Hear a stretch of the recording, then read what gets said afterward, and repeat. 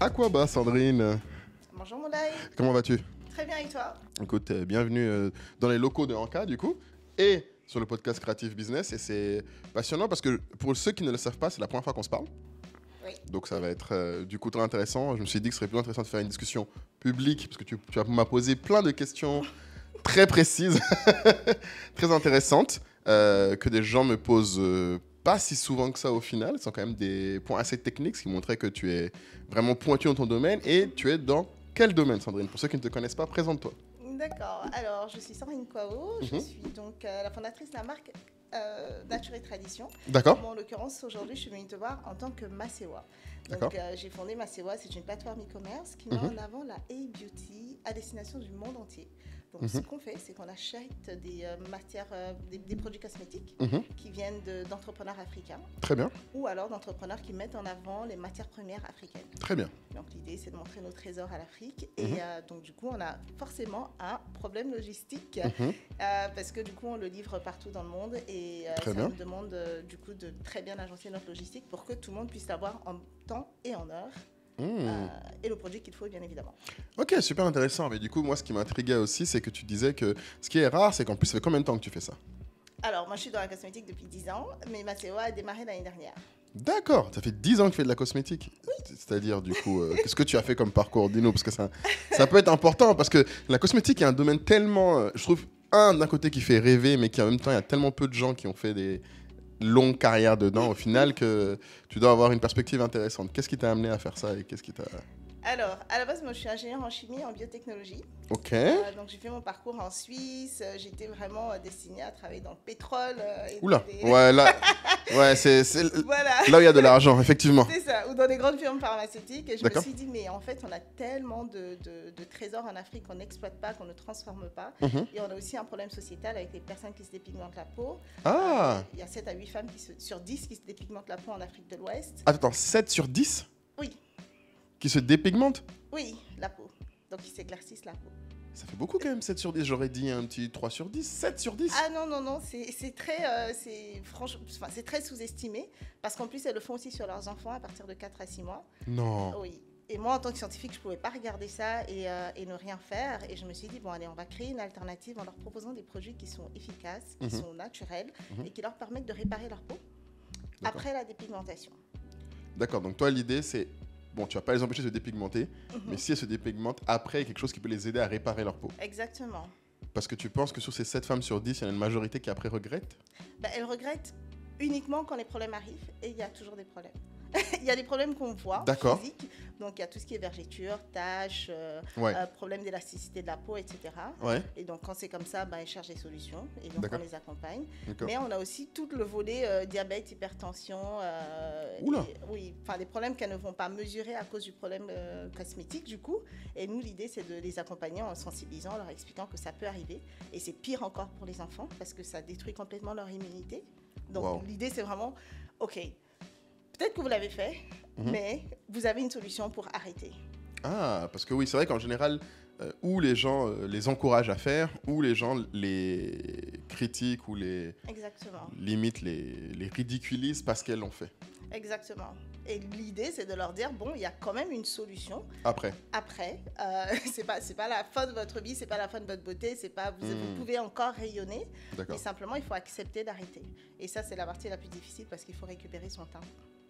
Ah, parce que c'est possible de revenir à son teint? Dépendamment des dégâts, il y a des dégâts qui sont d'un autre ordre vraiment médical, mais nous vraiment quand c'est comme ça on vous dirige vers un dermatologue bien évidemment, mais dans tout ce qui est de l'ordre cosmétique on peut toujours intervenir donc on les accompagne. Donc c'est possible que quelqu'un qui se soit dépigmenté revienne à sa couleur quasi initiale? Exactement. En combien de temps? Ça m'a l'air d'être long quand même. C'est pas Bah, un ça truc. dépend si on se dépigmente depuis 15-20 ans, ça va prendre peut-être un peu plus de temps. D'accord. Et si on vit au soleil, bien évidemment, parce que le soleil aide la mélanine à être stimulée, donc ça Ah. permet de récupérer sa teinte plus rapidement aussi. Mais par contre, il faut faire gaffe. Parce que quand on vit au soleil, il faut absolument avoir une protection solaire. Ce que nous, les Noirs, on met pas. Oui, c'est clair. Ça, c'est... Même moi, j'ai découvert ça, qu'il fallait que je mette de la crème solaire, sinon je me brûle des... Exactement, mais ça dépend de la sensibilité de la peau. Mais quand on se dépigmente, il n'y a pas le choix parce qu'en fait, sinon, on est exposé au cancer de la peau et à tout ce type de problème-là.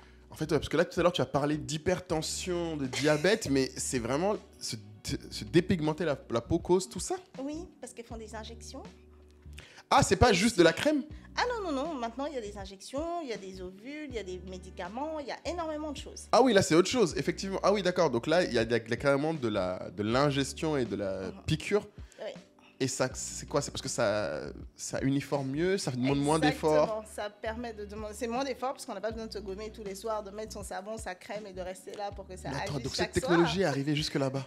Oui, et maintenant il y a des injections qui te permettent d'avoir un teint qui est vraiment clean, mais alors tous les dégâts que ça fait à l'intérieur, c'est incroyable. Il y a même des dépressions nerveuses qui sont dues à ça parce qu'on utilise souvent des produits qui vont justement avoir un effet sur l'état mental, etc. Mais on ne fait jamais le lien en fait. On a toujours l'impression qu'on met juste une crème et on a un beau teint, on glow et c'est ça. Ouais, genre on prend une pilule et puis soudainement on est plus clair. Et même au Ghana, des fois, ils prenaient des pilules pour que l'enfant, quand elle est enceinte, pour que l'enfant sorte plus clair. Quoi? Mais c'est vraiment mental, en fait. Non mais déjà, ça marche ces trucs-là. Et deux, même si ça marche, pourquoi en fait? Si je commence à te dire pourquoi, je pense que non, on va pas être d'accord. Non mais moi je veux bien comprendre parce que ok, je peux comprendre qu'il y ait du colorisme dans la société, mais de là à le faire à son enfant, là ça devient autre chose en fait. Oui, parce qu'en fait l'idée c'est de se dire on donne à notre enfant les chances qu'on n'a pas eues. Parce que dans leur tête, d'accord. Voilà, j'ai été la couleur de peau est pour certaines personnes, parce qu'il y a plusieurs raisons, la couleur de peau est une source d'ascension. Que ce soit professionnel ou bien que ce soit même le fait de trouver un mari personnel, qui te plaît, c'est clair. À qui tu vas plaire, etc. Mais il y a aussi des personnes qui, elles, et c'est vraiment c'est dans le cadre de Masewa, qui, elles, en fait, se sont dépigmentées parce qu'elles cherchaient des solutions. Donc, par exemple, j'ai enlevé des taches, j'ai enlevé des boutons, j'utilise un produit qu'on m'a recommandé et il s'avère qu'en fait, je deviens plus claire d'un côté et il faut que j'uniformise. Donc, je rentre dans un cercle vicieux. D'un côté? Comment ça? Parce qu'en fait, quand tu utilises des produits éclaircissants, tu n'es pas uniforme forcément sur tout le visage ou sur tout le corps. Quoi? Mais pourquoi? Parce que des fois, ce n'est pas des bons produits, simplement. Ah. C'est horrible ce que tu décris. Et donc, elles cherchent des solutions pour pouvoir tout uniformiser parce que le produit qu'elles vont utiliser pour enlever la tache ou pour enlever le bouton, les aura soit brûlés d'un côté, soit abîmés d'un côté. Donc même quand ils prennent les pilules là, ou les injections, c'est pas uniforme. Parce que j'aurais cru que la pommade, ça peut avoir ce problème-là, mais même ces trucs-là sont... Non, les pilules et les injections, c'est vrai que la plupart du temps, c'est uniforme. Mais les crèmes, ça ne l'est pas. Donc la catégorie de femmes qui cherchent des solutions cosmétiques et qui mettent sur leur peau pour enlever justement des taches et des boutons, celles-là ont souvent des problèmes d'uniformisation de la peau, parce qu'elles ont fait avec des crèmes, donc c'est pas comme... Exactement. Et donc elles cherchent des solutions et en cherchant ces solutions-là, elles rentrent dans un cercle vicieux. Et c'est là où, en fait, on se dit, bon, il y a énormément de marques comme moi je le fais depuis 10 ans, mais qui proposent des bons produits. Pas forcément post-dépigmentation, mais des bons produits tout court pour répondre à des solutions, à des problématiques cosmétiques. Donc, on a dit, mais il faut qu'on les mette en lumière parce que chacun travaille sur son territoire et personne ne nous connaît. Oui. Donc, en se mettant tous ensemble, ça permet justement de partir avec une même voix et d'être unis pour pouvoir dire, bon, allez, on va montrer ce qu'on fait. Donc toi, quand tu es parti de Nature et Tradition, à l'époque, tes produits étaient spécifiquement post-dépigmentation. Exactement. Et tu as rencontré d'autres marques qui, elles, font tout type de produits cosmétiques, c'est ça? Exactement. Enfin, tout type. C'est d'ailleurs un problème de notre industrie. Vas-y, dis-moi. Il n'y a pas beaucoup de personnes qui sont spécialisées dans un domaine. Il y en a, mais quand on commence, en fait, on a cette fibre. On veut vendre à tout le monde. Exactement. Ah donc, oui, classique. Tous les problèmes. Il y en a qui sont sur les cheveux, le corps en même temps, le visage. Enfin, on a vraiment des marques. C'est vrai que ça, tu as raison. C'est un truc que moi, j'ai beaucoup remarqué sur Anka et qui m'a toujours surpris. C'est... normalement, les vêtements, d'habitude, les gens viennent en étant un peu spécialisés. Ils se disent, je fais des robes, je fais des jupes, je fais des trucs. Mais la beauté, c'est vrai que assez vite, les gens arrivent avec des gammes. Je sais pas pourquoi, ils ont tout type de trucs. Et du coup, ça rend compliqué la distinction. Enfin, en tout cas, pour nous, quand on les voit arriver, alors, ils nous disent, par exemple, notamment, ils viennent nous voir quand... Mais j'ai mes produits et je vends pas. Nous, on dit, mais en fait, qu'est-ce que tu veux qu'on mette en avant? Parce que, bien sûr, des fois, ils ont un joli packaging. Mais au-delà de ça, je sais pas, nous, on sait pas distinguer le produit par rapport à tous les autres produits de beauté. Oui, bien sûr. Bah, déjà parce que beaucoup de gens font les mêmes choses. Ah, ok, d'accord, ça me rassure. Donc, Voilà, c'est pas qu'une impression de novice. Oui, non. Et en fait, l'idée, c'est de réussir à se distinguer. Alors moi, c'est toujours le conseil que je donne. Essayer de se distinguer par, en fait, aborder le marché par une problématique dans laquelle on va te reconnaître, dans laquelle tu vas être pionnière. Moi, aujourd'hui, quand je parle de dépigmentation, on sait que je fais de la dépigmentation. Enfin, que je fais pas de la dépigmentation, que je lutte contre la Que dépigmentation. tu aides à gérer les conséquences de la dépigmentation. Exactement. Donc, on sait que je ne vais jamais proposer des produits dépigmentants, par exemple. Et on a des marques comme Live Cosmétiques, Adwera, enfin plusieurs marques qui, elles, en fait, sont spécialisées chacun dans leur domaine sur le visage ou sur les cheveux. Et c'est plus facile à ce moment-là de se dire, OK, elle, c'est une spécialiste, elle travaille le beurre de mangue, donc je vais avec elle parce que je recherche du beurre de mangue. C'est vrai que, tiens, typiquement, le beurre de mangue ou tous ces produits dont les gens parlent beaucoup, c'est vrai que nous, on n'a pas non plus réussi à trouver des gens qui le font durablement. Je ne sais pas comment le décrire. Ça ressemble beaucoup, des fois, à des projets de soutien à des coopératives qui peuvent durer 1 an, mais en général, au bout d'1 an ou 2, on ne retrouve pas les marques, en fait. Du coup, je ne sais pas si toi, de ton expérience, ça fait quand même 10 ans qu'il était dedans, donc je ne sais pas si tu as... Oui, alors notre marché n'est pas très bien structuré encore. On est encore très novice dans le business de la cosmétique. Mais par contre, la cosmétique en elle-même, la fabrication, la transformation, on y est depuis des milliers d'années. Exactement, non, c'est ça qui est... D'ailleurs, c'est intéressant, parce qu'une chose qui m'avait marqué, c'est que tu disais que toi, tu as levé des fonds, c'est ça? Oui, j'ai levé des fonds pour ma COA. D'accord. Donc après 10 ans, on s'entend parce que... Voilà, j'aimerais que tu précises ça aux gens qui croient que c'est genre tu t'es levé et tu as levé des fonds comme ça. Donc, non. Vas-y. J'avais Nature et Tradition, donc j'ai travaillé la marque pendant 10 ans, essayer de trouver mon positionnement. J'ai commencé par la pose des pigmentations. J'ai vu que les femmes n'étaient pas trop intéressées. Ah bon? Non, que c'est les hommes qui m'emmenaient leurs femmes. Non. Parce qu'ils en avaient marre qu'elles aient cette peau-là et qu'elles aient ce mal-être. C'est les hommes qui les amenaient? Oui. Parce qu'ils étaient fatigués de voir qu'elles n'étaient pas bien, qu'elles étaient mal dans leur peau, ou bien de voir simplement... C'est intéressant comme histoire, parce que les gens mettent souvent sur la faute des hommes le fait que les femmes se dépigmentent. Oui, ça marche aussi. Ça marche aussi. Mais du coup, t'es la première personne que j'entends qui, après, voit... Parce que vous êtes moins public, ça, du coup. Oui, c'est moins public parce que ça se fait discrètement, parce que c'est sa femme ou autre d'ailleurs, il va pas, c'est pas public. Autant les mecs peuvent parler publiquement et dire ils préfèrent les femmes claires, par contre ils vont pas dire publiquement. Dénigrer leur femme pour dire. Voilà. Et en général, du coup, c'était compliqué parce qu'elle le prenait mal. Très mal. Que lui les amène? Bah oui, parce que c'était un peu un chantage, enfin pas chantage, mais un ultimatum que ton époux te fixe pour te dire si tu continues à mettre des produits sur mon enfant ou à mettre sur toi, en fait... Ah, parce qu'il se rendait compte que c'était sur l'enfant aussi. Oui, oui. Mais comment il se rendait compte? Parce que ton enfant tombe tout le temps malade, parce que tu vois qu'il éclaircit. Enfin, la peau... Si vous voyez, il y a des enfants... Enfin, bon, il faut être peut-être peu expert dans un peu expert pour reconnaître, ouais. Voilà, mais on peut reconnaître très facilement un enfant qui n'a pas sa... teinte naturelle. Voilà, exactement. Waouh. Ouais, et ça a beaucoup de problèmes d'allergie, beaucoup de problèmes d'allergie soi-disant au soleil, mais c'est pas forcément de l'allergie au soleil, c'est simplement que l'enfant ne supporte pas le soleil parce qu'il n'a pas les défenses suffisantes pour pouvoir aller jouer dehors comme les autres, par exemple. Oh non. Donc il peut se blesser, et puis la blessure prend du temps à cicatriser. Il y a plein Ouais, donc il y a vraiment plein de conséquences après derrière. Exactement. Que même des pères, je veux dire, qui sont pas forcément... peut-être n'imaginer même pas ça, se rendre compte à ce moment-là. Oui, ou alors ils voient simplement des pommades sans nom à la maison, ou des savons qu'on a mélangés dans un pot, on a déposé. Voilà, un produit cosmétique, il y a des règles. Et la première des règles, c'est il faut avoir la liste d'ingrédients sur ton produit cosmétique parce que le consommateur doit savoir ce qu'il achète. Oui, j'imagine. Et que, accessoirement, ton mari puisse aussi savoir qu'est-ce qui est mis sur toi quand même, ce serait pas mal. Oui, ce serait idéalement... parce que c'est une conséquence aussi sur lui. Hein. Quoi? Pour lui aussi? Comment ça? Je comprends pas. Je n'arrive pas à voir. Dis-moi, quelle sera la conséquence pour lui, du coup, au final? Elle met des produits cosmétiques partout. Pour que tout soit uniforme. Et donc, genre, ça va en mettre sur lui aussi? Donc, oui, ils ont quand même des contacts. Attends, tu veux dire que du coup, lui, ça le décolore aussi? Non, ça ne le décolore pas, mais il est en contact dans certaines zones qui ne sont pas censées avoir des contacts avec des produits dépigmentants. Ouh, tu parles de relations sexuelles, là? Seigneur. Oh, oui. Quoi? Attends, et à ce moment-là, c'est quoi les conséquences dans ce cas-là? Qu'est-ce que lui, il a comme symptôme? Non, mais Je n'ai pas peur. À ma connaissance, je n'ai jamais été avec une femme qui se dépigmente. À ma connaissance. Maintenant, comme on dit, nul n'est à l'abri de se tromper. Et je ne saurais pas. Je n'ai jamais eu le sujet. Mais c'est intéressant que tu décris ça parce que je pense qu'on ne parle jamais de tout ça. En tout cas, bon, c'est la première fois. Moi, après, je ne suis pas un passionné du sujet.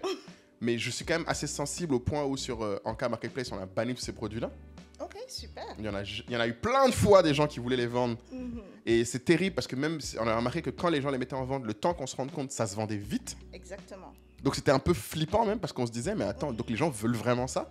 Donc c'est devenu une histoire, quand je dis une histoire de conviction, c'est conviction. Parce qu'au final, ça nous rapportait de l'argent. Donc c'était vraiment parce que je ne voulais pas qu'on vende ça. Et que mes associés non plus ne voulaient pas. Donc non, mais c'est juste ce que tu décris là. C'est-à-dire que... Et eux, ils s'en rendent compte quoi? Parce qu'ils ont des symptômes eux aussi? Non, mais eux, ils ne se rendent pas compte de ça. Ça, c'est quelque chose qu'après, nous, on explique derrière. Mais justement, sur la partie des relations sexuelles, ils ne se rendent pas compte. Mais il faut savoir aussi que ça empêche les femmes d'avoir des enfants, ces produits cosmétiques-là. Ah, ben oui, ça touche la fertilité aussi. Exactement. Oh là là. Ça réduit en tout cas leurs chances. Et du coup, si le monsieur, lors d'un rapport, récupère des molécules qui ne sont pas bonnes dans un certain endroit, on n'a pas fait d'études encore là-dessus. Mais j'imagine qu'il n'y a pas beaucoup de sujets, de thèses et de recherches là-dessus. Non. C'est... Seigneur. Pour celles, en tout cas, qui vont jusque-là. Mais c'est très grave d'y aller jusque-là, enfin, sur toute la zone. Mais après, si on est très noir quelque part et très clair d'un autre... Ben oui, malheureusement, c'est un peu... Wow. Non, et ce sujet est tellement sous-estimé, mais il abîme tellement notre population que... Non, quand tu as dit 7 femmes sur 10, c'est quand même beaucoup. Enfin, je ne pense pas que c'était autant. Oui. En Afrique de l'Ouest. Parce qu'en Afrique de l'Ouest, on a quand même... on a la Côte d'Ivoire, on a le Sénégal, on a le Togo, le Bénin, où il y en avait pas mal. Maintenant, ils ont réduit. Ok, au Mali aussi? Le Mali, oui, bien sûr. Le Ghana, ils ont aussi réduit un peu parce qu'ils sont devenus un peu plus authentiques dans leur apparence aussi. Hein. Ils sont plus authentiques que certains pays autour. D'accord. Ah, donc tu dirais que on peut maintenant sentir les pays qui essayent de prendre ça au sérieux. Exactement. Et donc qui mettent en avant les couleurs de peau naturelles. Exactement, les cheveux naturels, les couleurs de peau naturelles, avoir dans des institutions des femmes qui ont le droit de porter leur afro sans se sentir... fustigé, voilà. Mais en Côte d'Ivoire, si tu es noir, on va dire, mais toi tu es noir, tu cherches pas un peu à... Ah bon, ils disent ça encore ici? Ah oui, il faut avoir un teint américain, un teint... Américain. Genre Beyoncé, mais en fait on comprend pas que ces personnes qui sont aux États-Unis ont un brassage énorme, donc on n'a pas les mêmes... Oui, on a les mêmes origines, mais il y a eu un brassage après, mais donc... Et donc ils disent ça, genre il faut faire un... Ouais, enfin, j'ai déjà entendu des injonctions comme ça, mais c'était plus... Soft en mode, moi je crois qu'une fois dans ma vie, il y a une fille qui m'a dit si tu étais un peu plus clair, tu aurais été encore plus beau. Et là, j'étais un peu choqué parce que je me suis dit, mais en fait, sur quelle base? En fait, je ne savais pas comment c'était venu l'idée de m'imaginer un peu plus clair. Why? Sachant qu'à la base, ça m'a fait rire en plus, c'est qu'elle connaît ma mère, je pense aussi, c'est pour ça qu'elle a dit, mais ta mère est bien claire. Tu aurais pu être plus clair. J'ai dit, mais comment ça? Il faut prendre un peu. Ça, je fais, mais en fait, c'est pas comme ça que ça marche, en fait. Je comprends pas son point. Mais je pense qu'indirectement, elle essaie de me dire, tu peux. Oui, parce qu'après, si tu dis, mais comment je fais et tout, c'est comme ça que, en fait, que ça commence. Ah non, mais attends, j'ai cette petite crème-là. Essaie, tu vas voir, ça a bien marché. Tu mets ça tant, tu commences, etc. C'est comme ça que ça commence. Et après, ça devient légion. Et on vous dira, en cas, pourquoi vous ne permettez pas à ces marques de venir, parce que, enfin des marques, c'est pas tout le temps des marques, mais on va dire c'est produits d'exister sur notre... Exactement, parce qu'on vous dira, en fait, vous allez enlever une grosse part de votre marché, parce que c'est clair. Énormément d'argent. Non mais écoute, tu sais, il y a... c'est une très bonne question que tu dis là, il y a vraiment la question de la conviction, parce que, bon, il y a les produits éclaircissants qu'on a très vite arrêtés, mais on a eu beaucoup plus de mal sur un autre type de produit qui avait beaucoup de succès, 2 types de produits. Premier type de produit qui m'a traumatisé dès qu'on ouvert la section cosmétique, c'est les produits pour faire grossir les fesses. Ah, je savais que c'était ça. Non, alors ça, honnêtement, c'était traumatisant pour nous parce que au début, on comprenait même pas que c'était vraiment ça. Je sais pas comment l'expliquer, ça nous paraissait choquant que ce soit vraiment ça. Donc au début, on a laissé, on s'est dit non mais c'est pas possible. On enlevait. Et à un moment, on a commencé à voir des best-sellers émerger avec ça. Donc des produits pour les fesses. Et après, il y a eu toute une constellation qui est sortie, qui était donc des produits pour les fesses, des produits pour...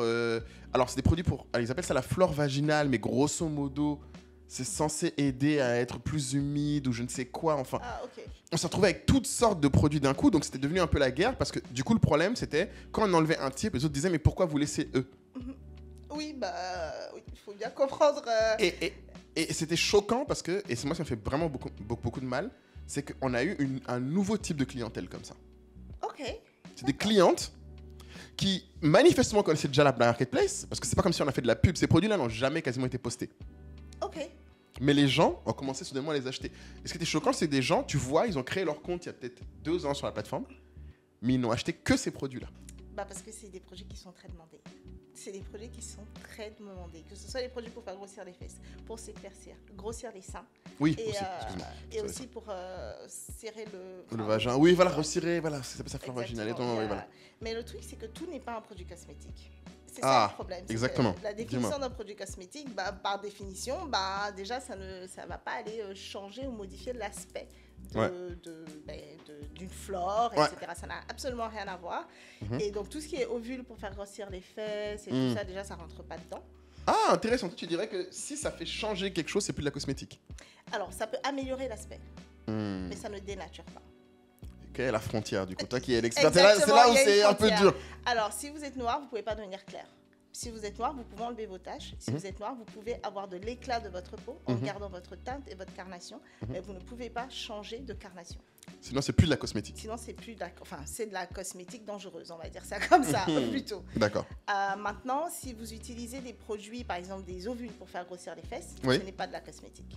Si Oui. vous utilisez une crème pour raffermir vos fesses, là, c'est de la cosmétique. Raffermir, on ne va pas changer de volume de votre fessier. Ouais, mais On va bon, le rendre- vous changez quand même la constitution là, madame. Je sais pas, non? Non, on raffermit la peau, simplement. D'accord. Il n'y a pas de problème, mais D'accord. parce que ça ne change pas le type de ce que vous êtes. Mais c'est exactement les problèmes qu'on a eu, c'est que les gens commençaient à changer les noms. Ils disaient raffermir au lieu de faire grossir. Bah, c'est du marketing. Voilà, mais le problème c'est que nous, je trouve que malheureusement, peut-être que tu t'y connais mieux que nous, il n'y a pas vraiment de... On n'a pas assez de réglementation claire là-dessus. Je trouve, en tout cas en Afrique, c'est pas diffusé aussi clairement. Nous, on a dû à un moment se calquer sur les réglementations européennes, purement et simplement. Oui. C'était ça qui était la solution. Le problème de la réglementation européenne, c'est elle ne peut pas prendre en compte nos petits producteurs. Exactement, tous nos types. Ouais. Exactement, parce qu'ils ont des grands groupes, ils ont beaucoup de réglementations qui ont été mises en place et ils ont aussi des personnes qui accompagnent ces marques-là à grandir et à rentrer dans justement un cadre juridique. Ouais. Mais en Côte d'Ivoire, au Sénégal, au Bénin, au Togo, ce sont des choses qui sont en train de se mettre en place, bien évidemment. Ouais. Mais il n'y a pas assez de structuration du marché aujourd'hui pour que justement nos commerçantes puissent déjà en vivre sans vendre ce type de produits-là. Il y a des personnes qui construisent des maisons juste en vendant des produits pour faire grossir des maisons.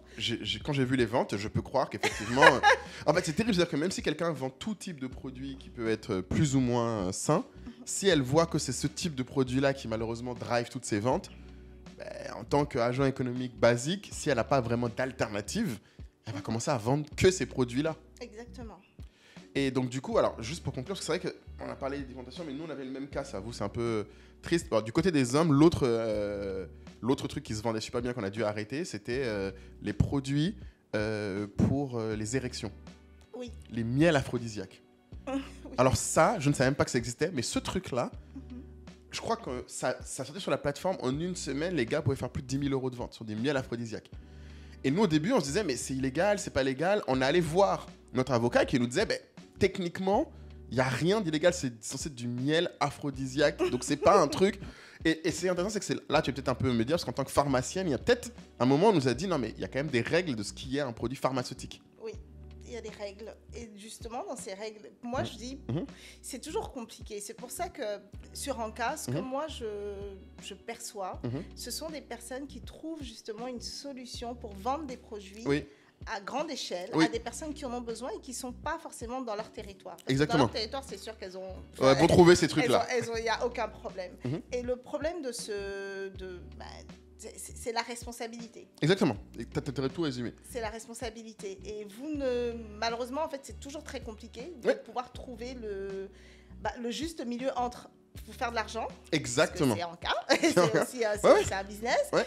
et permettre aux acteurs économiques aussi de gagner de l'argent, parce que ça fait partie de ce que vous voulez faire, et la santé du consommateur. Exactement, mais parce que je ne sais pas si toi, tu as des conseils que tu peux donner, parce que nous, à la fin, comment ça s'est passé? Au début, on ne voulait pas. Après, la personne qui vendait nous a montré que ce produit était autorisé, était vendu dans les commerces en France. Ok, très bien. Donc, à un moment, tu peux pas dire... En fait, on ne peut pas être plus royaliste que le roi. C'est-à-dire qu'en fait, si c'était dans les commerces en France, nous, on n'avait pas le droit de dire, ben non, ça ne se vend pas chez nous. Oui. Donc, on a laissé. Ça a duré 6 mois. Et la première fois, là, on a arrêté vraiment les miels aphrodisiaques. C'était parce qu'il y a eu... on a reçu un courrier de la direction des consommateurs pour nous dire qu'il y a quelqu'un qui s'est retrouvé à l'hôpital après avoir acheté un des miels. Et c'est un gars qui apparemment, du coup, a eu, alors, ou c'était des palpitations ou fibrillations. D'accord. Moi, ce qui m'a choqué, c'est que dans le message de la direction des consommateurs, ils ont dit, on a analysé le produit en question, et dedans, il y a le même composant que le Viagra. Et là, ils nous ont dit, du coup, c'est illégal, c'est un produit pharmaceutique. Donc nous, évidemment, on a arrêté le produit, on a arrêté ce type de produit-là. On a contacté directement le régulateur, on a dit, mais comment ça se fait que ce produit-là soit disponible dans les autres commerces? Pourquoi nous, on est les seuls à avoir vu? Ils disent parce que dans les autres commerces, les gens ne checkent pas la composition, comme tu disais. Yes. Il faut apprendre à décrypter et à lire les ingrédients cosmétiques qui sont sur vos produits cosmétiques. Mais ils n'ont pas connaître ça, il faut former les gens. Genre, comment les gens font? Si demain, quelqu'un veut justement lancer dans la cosmétique, comment tu aides comment toi, demain, quelqu'un qui vient te voir pour bosser avec Masewa, comment toi, tu repères ou comment tu les aides à structurer quel type de produits sont bons, pas bons? D'accord. Alors, nous, déjà, en 10 ans, ce qu'on a vu, c'est que dès qu'on dit produit naturel, les gens pensent que ça veut dire que c'est sain. Ah, très vrai. Déjà, donc ça, c'est pas vrai. Parce qu'un produit cosmétique, tout est naturel dans la vie. Même ça, en fait, c'est fait à partir de... Fibres naturelles, c'est vrai. Voilà. Donc, non, ça ne veut pas dire que c'est sain. Ça veut dire que simplement, ça n'a pas été fait à partir de molécules synthétiques. Bon. C'est juste ça, d'accord. Voilà. Ça peut être transformé, ça peut être tout, mais c'est naturel. Oui, ça peut être naturel. Donc, par exemple, on a un bon savon qui a été saponifié à froid, donc qui a fait, je ne sais pas si tu connais, 1 mois de cure. Non, mais je t'en prie. Très bien. Ok, si on a, par exemple, une chantilly de karité, une chantilly de rose avec du karité, du cacao, etc., ça reste un produit transformé, très peu transformé, certes, mais transformé qui garde ses propriétés naturelles et qui ne va pas dénaturer le client ou avoir un effet malsain sur sa santé. Très clair. Ouais. Donc là, moi, lorsque par exemple chez Masewa, je me suis dit, ok, on regroupe toutes ces marques qui sont justement naturelles. Ces marques qui sont saines pour le consommateur, parce qu'il faut vraiment allier beauté et santé. Et comme ça, on a un espace où elles viennent et elles peuvent choper de façon totalement saine. Safe, oui, pas saine, du coup safe. Ouais. Et se dire, bon, ok, moi j'ai envie d'enlever mes taches, je suis sûre que si je prends ce produit-là, il ne va pas venir me brûler une partie de la peau, etc. Ouais. Maintenant... mais du coup, vous faites le contrôle toi-même. On fait un contrôle. Alors moi, je prends à cœur à prendre chaque marque, à parler avec les fondatrices, à regarder les ingrédients qu'elles utilisent, à vérifier qu'elles fabriquent dans les bonnes pratiques de fabrication et qu'elles ne sont pas en train de mélanger dans le garage en mettant plein de trucs bizarres. Ah, oui. Ça, c'est important. Quand je peux, je vais sur le lieu de production pour voir. Très bien. Et on a notre équipe aussi qui s'occupe de voir les valeurs de la marque. Ça veut dire qu'on va regarder tous ces réseaux sociaux pour vérifier qu'elle n'a pas un jour dit oui, bon, moi je veux que tu te dépigmentes, moi je veux que tu passes. Et c'est arrivé jusqu'à là-bas. Oui, parce qu'en fait, nous, on ne va pas prendre tous les produits de la marque. Une marque peut vendre des produits éclaircissants peut-être, mais nous, on ne va pas prendre ces produits-là. On va prendre que les produits qui vont répondre à la charte beauté de Masewa, une beauté saine, simplement, et safe. Donc, on a quand même tout ce processus-là pour pouvoir les intégrer sur la plateforme. Et donc, du coup, ça restreint énormément. N'est-ce pas? Bien sûr.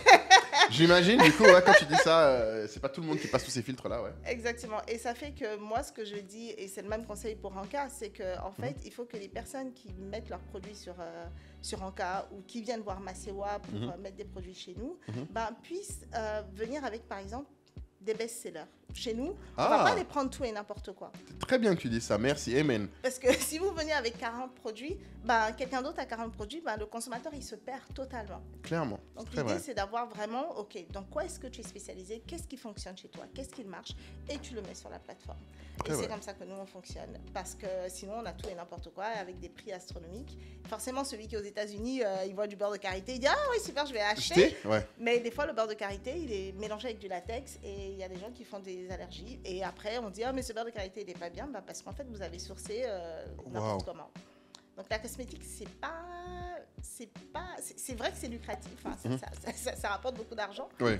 mais c'est pas un jeu d'enfant parce que ça touche directement à un des organes les plus grands du corps, la peau, et ça reste un organe, en fait, les gens oublient, mais c'est un organe. La peau, ouais. Ah. Non, c'est vrai que tu résumes très bien le point, et pour revenir à ce que tu disais sur les best-sellers, c'est aussi un problème qu'on a, comme je disais, sur les marques de mode, hein, souvent, c'est que les gens n'ont pas cette notion d'écouter le marché. Ils viennent en ayant une conviction personnelle, parce que je pense que la cosmétique, encore plus que la mode, les gens qui le font, c'est des convictions personnelles ou des expériences personnelles. Oui. J'ai vu beaucoup de gens qui ont fait un produit qui en fait sont le produit qu'elles faisaient ou qu'elles ont vu leur mère faire ou quelqu'un leur a montré qu'elles aiment et qui en fait n'a pas vraiment eu de test marché. C'est-à-dire que le truc, elles ont décidé de le faire parce qu'elles veulent le faire. Oui. Et des fois c'est des îles, il faut qu'on soit clair. Il n'y a pas que les femmes qui font ça. Et en fait du coup quand ils arrivent, comme tu dis, c'est illisible. Ils n'ont pas d'expérience marché, ils ne savent pas dire ce produit plaît et surtout ils ne savent même pas dire pourquoi. Oui. Des fois moi je leur dis souvent, parce que tu sais sur Anka Marketplace maintenant on a rajouté la vidéo. Les gens peuvent mettre des vidéos. Et je leur dis souvent quand ils font de la beauté, je dis mais la beauté encore plus que le vêtement, il faut que vous mettiez des vidéos. Parce qu'en fait, elles me disent mais pourquoi? Je dis mais même pour montrer comment on applique le produit, pour montrer les gains, pour montrer... Parce qu'en fait, encore plus que les vêtements, les gens peuvent juste se projeter, est-ce que ça m'irait? Exactement. La cosmétique, encore plus qu'ailleurs, avoir une maîtrise du marché, du discours commercial et de la démonstration est essentiel. Parce que je pense que en fait, les gens ne se rendent même pas compte que bien sûr, comme partout ailleurs, 80% de tes ventes viendront de 1 ou 2 produits. Toujours. C'est normal, c'est un best-seller classé. Mais en beauté, c'est encore plus critique, je trouve, parce qu'on n'a pas eu assez de gens qui, quand ils ont trouvé ce produit-là qui se vend, ils n'arrivent même pas des fois à expliquer pourquoi. Parfois, ils ne se rendent même pas compte qu'il y a quelque chose derrière qui drive le succès. Oui, mais je pense qu'ils écoutent, peut-être pas le marché, mais ils écoutent 2, 3, 4 clients qui leur auront dit non, mais il faut faire ça, là, on a besoin. Ah. Et c'est comme ça, en cosmétique, c'est différent de la mode parce que la mode, bon, on va toujours innover, on va pas toujours vendre le même pantalon. C'est clair. Mais dans la beauté, c'est ok, on écoute ce que 2, 3 clients disent et on pense qu'en fait, ça représente la majorité. La majorité. Alors que parfois, bah, ils sont c'est très niché. C'est très niché, ouais. Et c'est compliqué après de scaler dessus. Moi, aujourd'hui, dans ma marque, par exemple, Nature et Tradition, j'assume qu'elle est totalement adolescente et qu'elle a encore beaucoup de choses à faire. Ah, ok, intéressant. Parce très qu'en bien. fait, aujourd'hui, mon main focus, c'est d'aider ces autres marques parce que j'ai pu apprendre de mes erreurs. Donc, pour le faire. Et je me dis, moi, quand j'ai commencé pour dire, moi j'ai 45 produits, c'est énorme.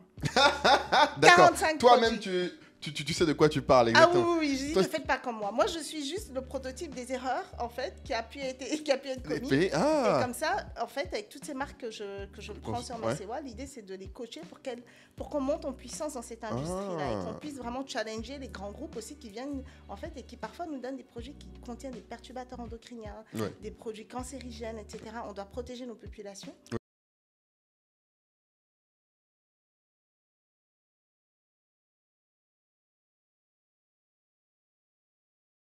La dépigmentation ou faire grossir les fesses, mais ça reste un sujet qui est important pour nos populations et même pour le bien-être mental, parce que finalement, si tu n'es pas aligné avec toi-même, comment est-ce qu'on peut te demander d'être au maximum de tes performances? Moi, je ne sais pas. Ouais.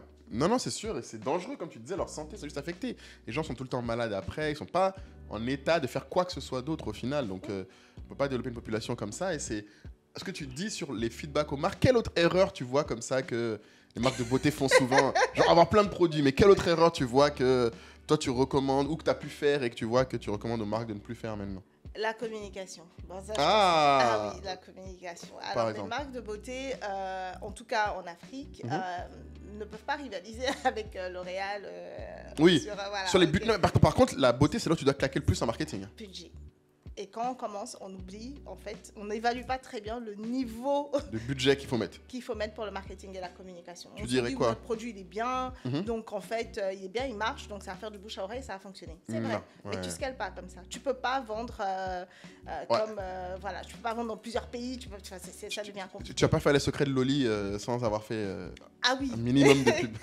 C'est ça. Après, c'est vrai qu'il y en a certaines qui ça marche. Oui, mais par exemple, les secrets de Loli que j'aime bien prendre comme exemple, elle, c'est la distribution qu'elle a craqué, qui est une forme de marketing. Exactement. Béqué, parce que tu pars chez des gens qui ont déjà une audience native, qui correspondent à tes produits déjà pour trouver la bonne distribution. Il faut réussir à rentrer là-bas. Elle a un storytelling, elle a un packaging, elle a travaillé elle a une production aussi qui tient. Elle a une production qui tient. Exactement, parce que ça, c'est un autre problème. Ah, le stock. donc on a trop de produits. Ensuite, on a pas assez de budget marketing. Et on a un problème de production. Le stock, c'est un souci. D'accord. Honnêtement, c'est un souci parce que, il faut sourcer les matières premières. Quand il y a une matière première qui n'est pas là, tu ne produis pas.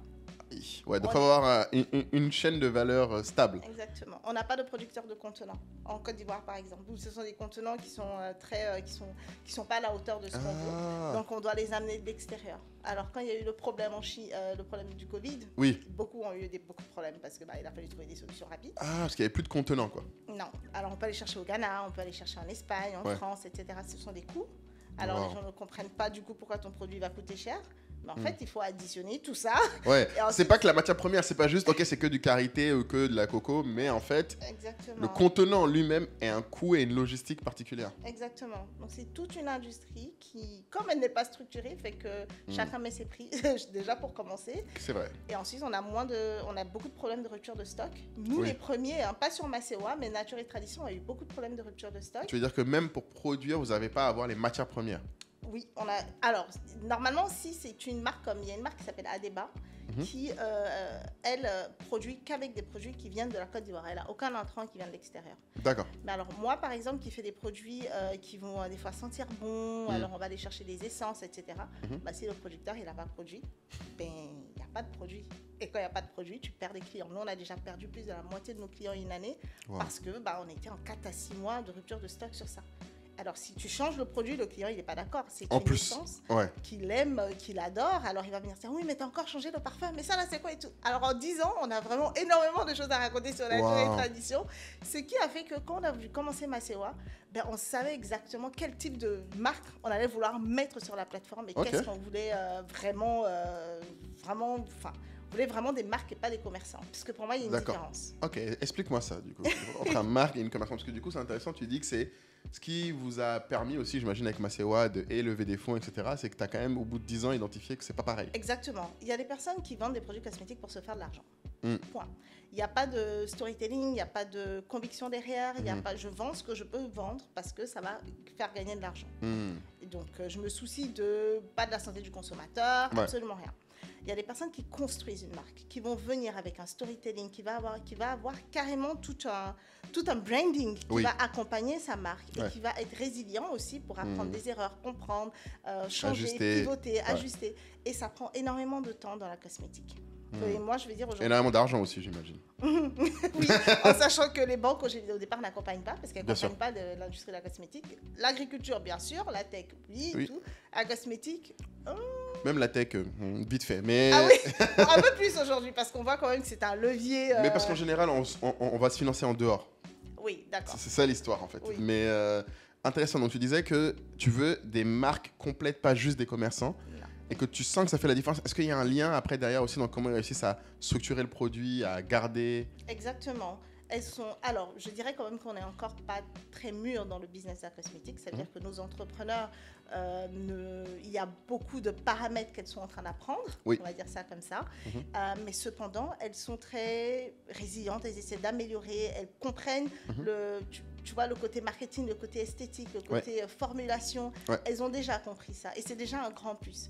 Mais si on ne comprend pas sa formulation et qu'on demande à quelqu'un de mélanger 2-3 produits qu'on allait prendre au marché, pour moi, ça, c'est pas de la cosmétique. C'est vraiment, on est en train de marchander. Après, c'est aussi on peut être commerçant ou on peut être créateur de marque. Il n'y a aucun problème. C'est juste pas le même credo. Toi, tu travailles avec des marques. Moi, je travaille avec des marques et parce que je veux que justement ces marques-là puissent transmettre et grandir et devenir demain les L'Oréal, les Givenchy, etc. de la Côte d'Ivoire. C'est un peu l'idée. Et tu dirais quelles sont les plus grosses marques du coup qu'on est en Afrique de cosmétiques au final? Il y a des modèles, des gens que j'en regarde. Alors, faut scinder quand même. Parce que l'Afrique francophone et l'Afrique anglophone, c'est pas le même. Tu vas encore dire qu'on est en retard. Non, c'est absolument pas le même game. On est vraiment totalement... c'est vraiment à l'ouest.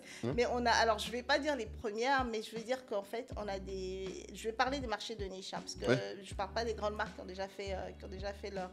Il y a quelles grandes marques? Parce que moi, je ne connais même pas en fait quand tu dis. Non, par exemple, si on prend juste au Sénégal, on a des marques comme Dr Marie Diallo, Afro et Nature.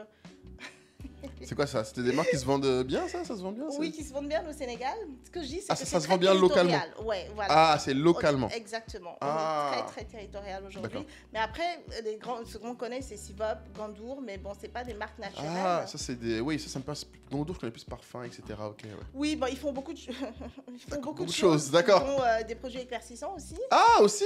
Oui, Ah bah tu pas m'étonnes, mal, hein. ils vont pas laisser ça. Oui, oui, ok. Oui, oui.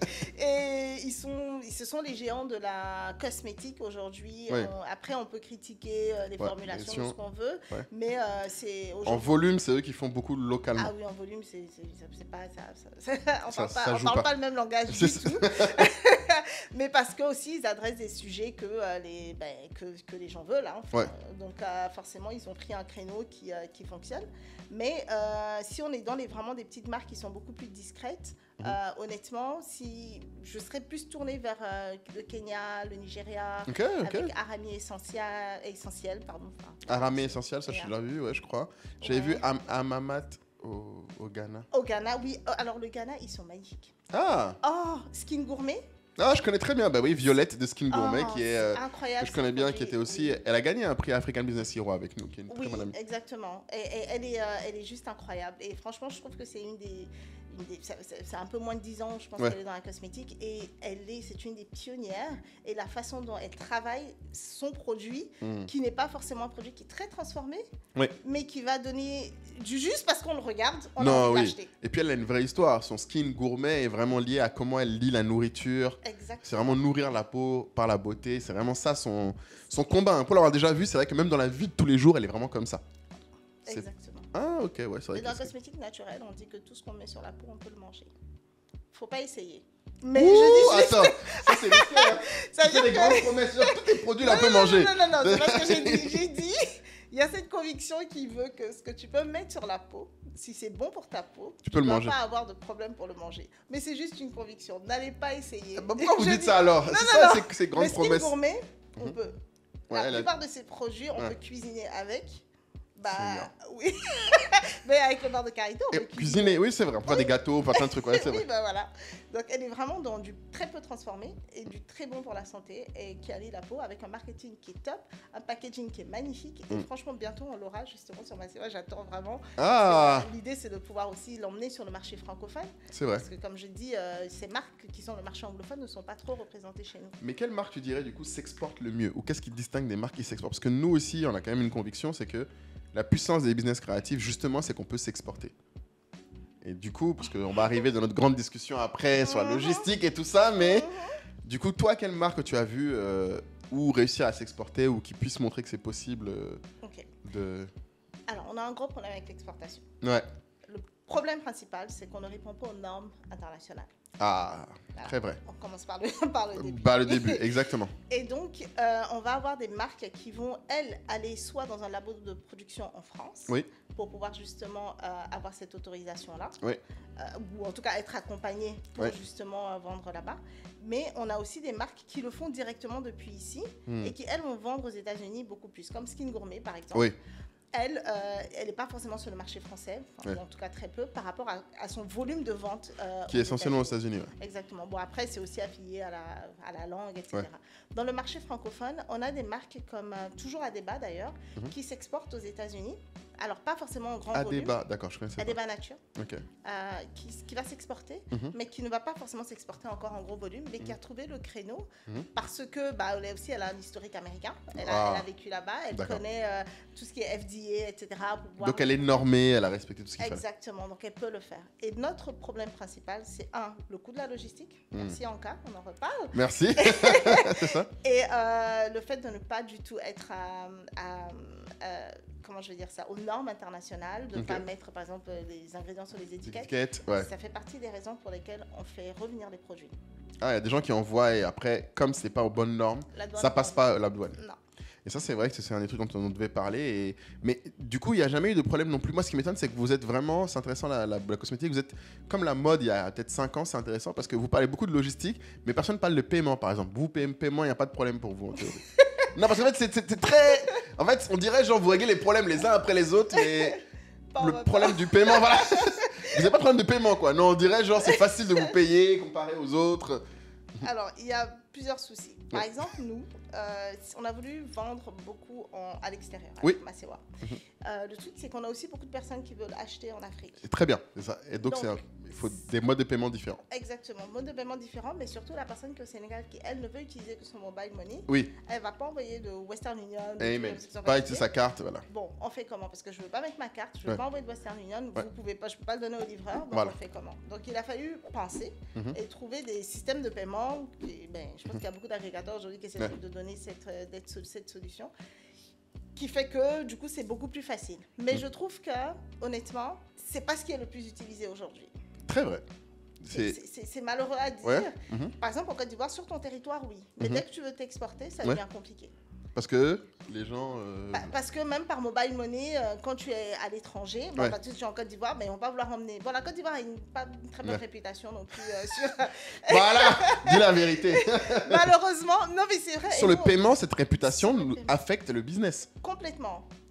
Sur Masewa, quand quelqu'un veut payer, il préfère, par exemple s'il est en Côte d'Ivoire, il préfère au lieu d'utiliser sa carte push ou Jamo ou n'importe quoi. Ouais. Il va nous appeler, non, je vais vous envoyer l'argent. Je paye quand le livreur arrive. Quand le livreur arrive, ils ont encore ce truc-là. Parce qu'ils refusent de mettre leur carte sur la plateforme. Et c'est pour ça que je dis souvent que c'est très dur de vendre aux Africains de manière générale à cause de ce déficit de confiance. Oui. Sur le paiement, c'est très particulier aussi, ça se voit. C'est pour ça que nous, d'ailleurs, quand tu parles d'agrégateur, avec Ankapay, on fait aussi ça.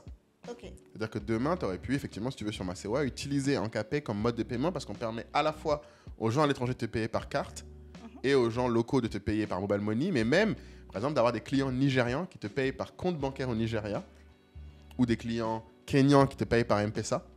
Okay. Et nous, derrière, on s'occupe de s'assurer que toi, tu puisses retirer ici un mobile money, un compte bancaire ou carte bleue, etc. Donc, c'est l'une des choses qu'on a mis en place avec Ankapay qui, je trouvais, était importante. C'est que, aussi, les gens, déjà, ils n'ont pas confiance. Si, en plus, il faut qu'ils passent par un mode de paiement qui n'est pas le leur, ça, c'est mort. Donc, c'est l'une des raisons pour laquelle on a fait Ankapay en plus dans le cas shipping. C'est qu'on s'est rendu compte qu'en fait, quand les gens ont résolu le problème de shipping dont on va parler, qui n'est pas encore complètement résolu, mais qui a déjà bien progressé comparé au reste, les gens n'avaient même le premier problème dès qu'ils veulent sortir de leur pays pour que se faire payer à l'étranger. Mais vraiment, j'ai eu des cas juste de gens qui sont en Côte d'Ivoire qui veulent se faire payer par des Nigérians, c'est un problème. Oui. Ou des Nigérians, on a des créatrices par exemple qui font des choses au Nigeria, qui ont du mal à se faire payer par leurs clientes ghanéennes. Ok, d'accord. Parce que ces deux pays-là, pour le coup, il y a beaucoup d'échanges, que ce soit des robes de mariée, les Ghanéennes vendent beaucoup de produits de beauté aux Nigériennes, etc. Mais pour se payer, c'était la guerre. Ah oui, mais c'est la guerre. Et donc du coup, c'est intéressant que, comme on dit, il y a tous les niveaux de problèmes. Et c'est vrai qu'avec Anka, on a essayé d'attaquer et le shipping et le paiement. C'est ce qu'on essaye aussi de pousser aux gens, c'est de leur dire, bon, on va...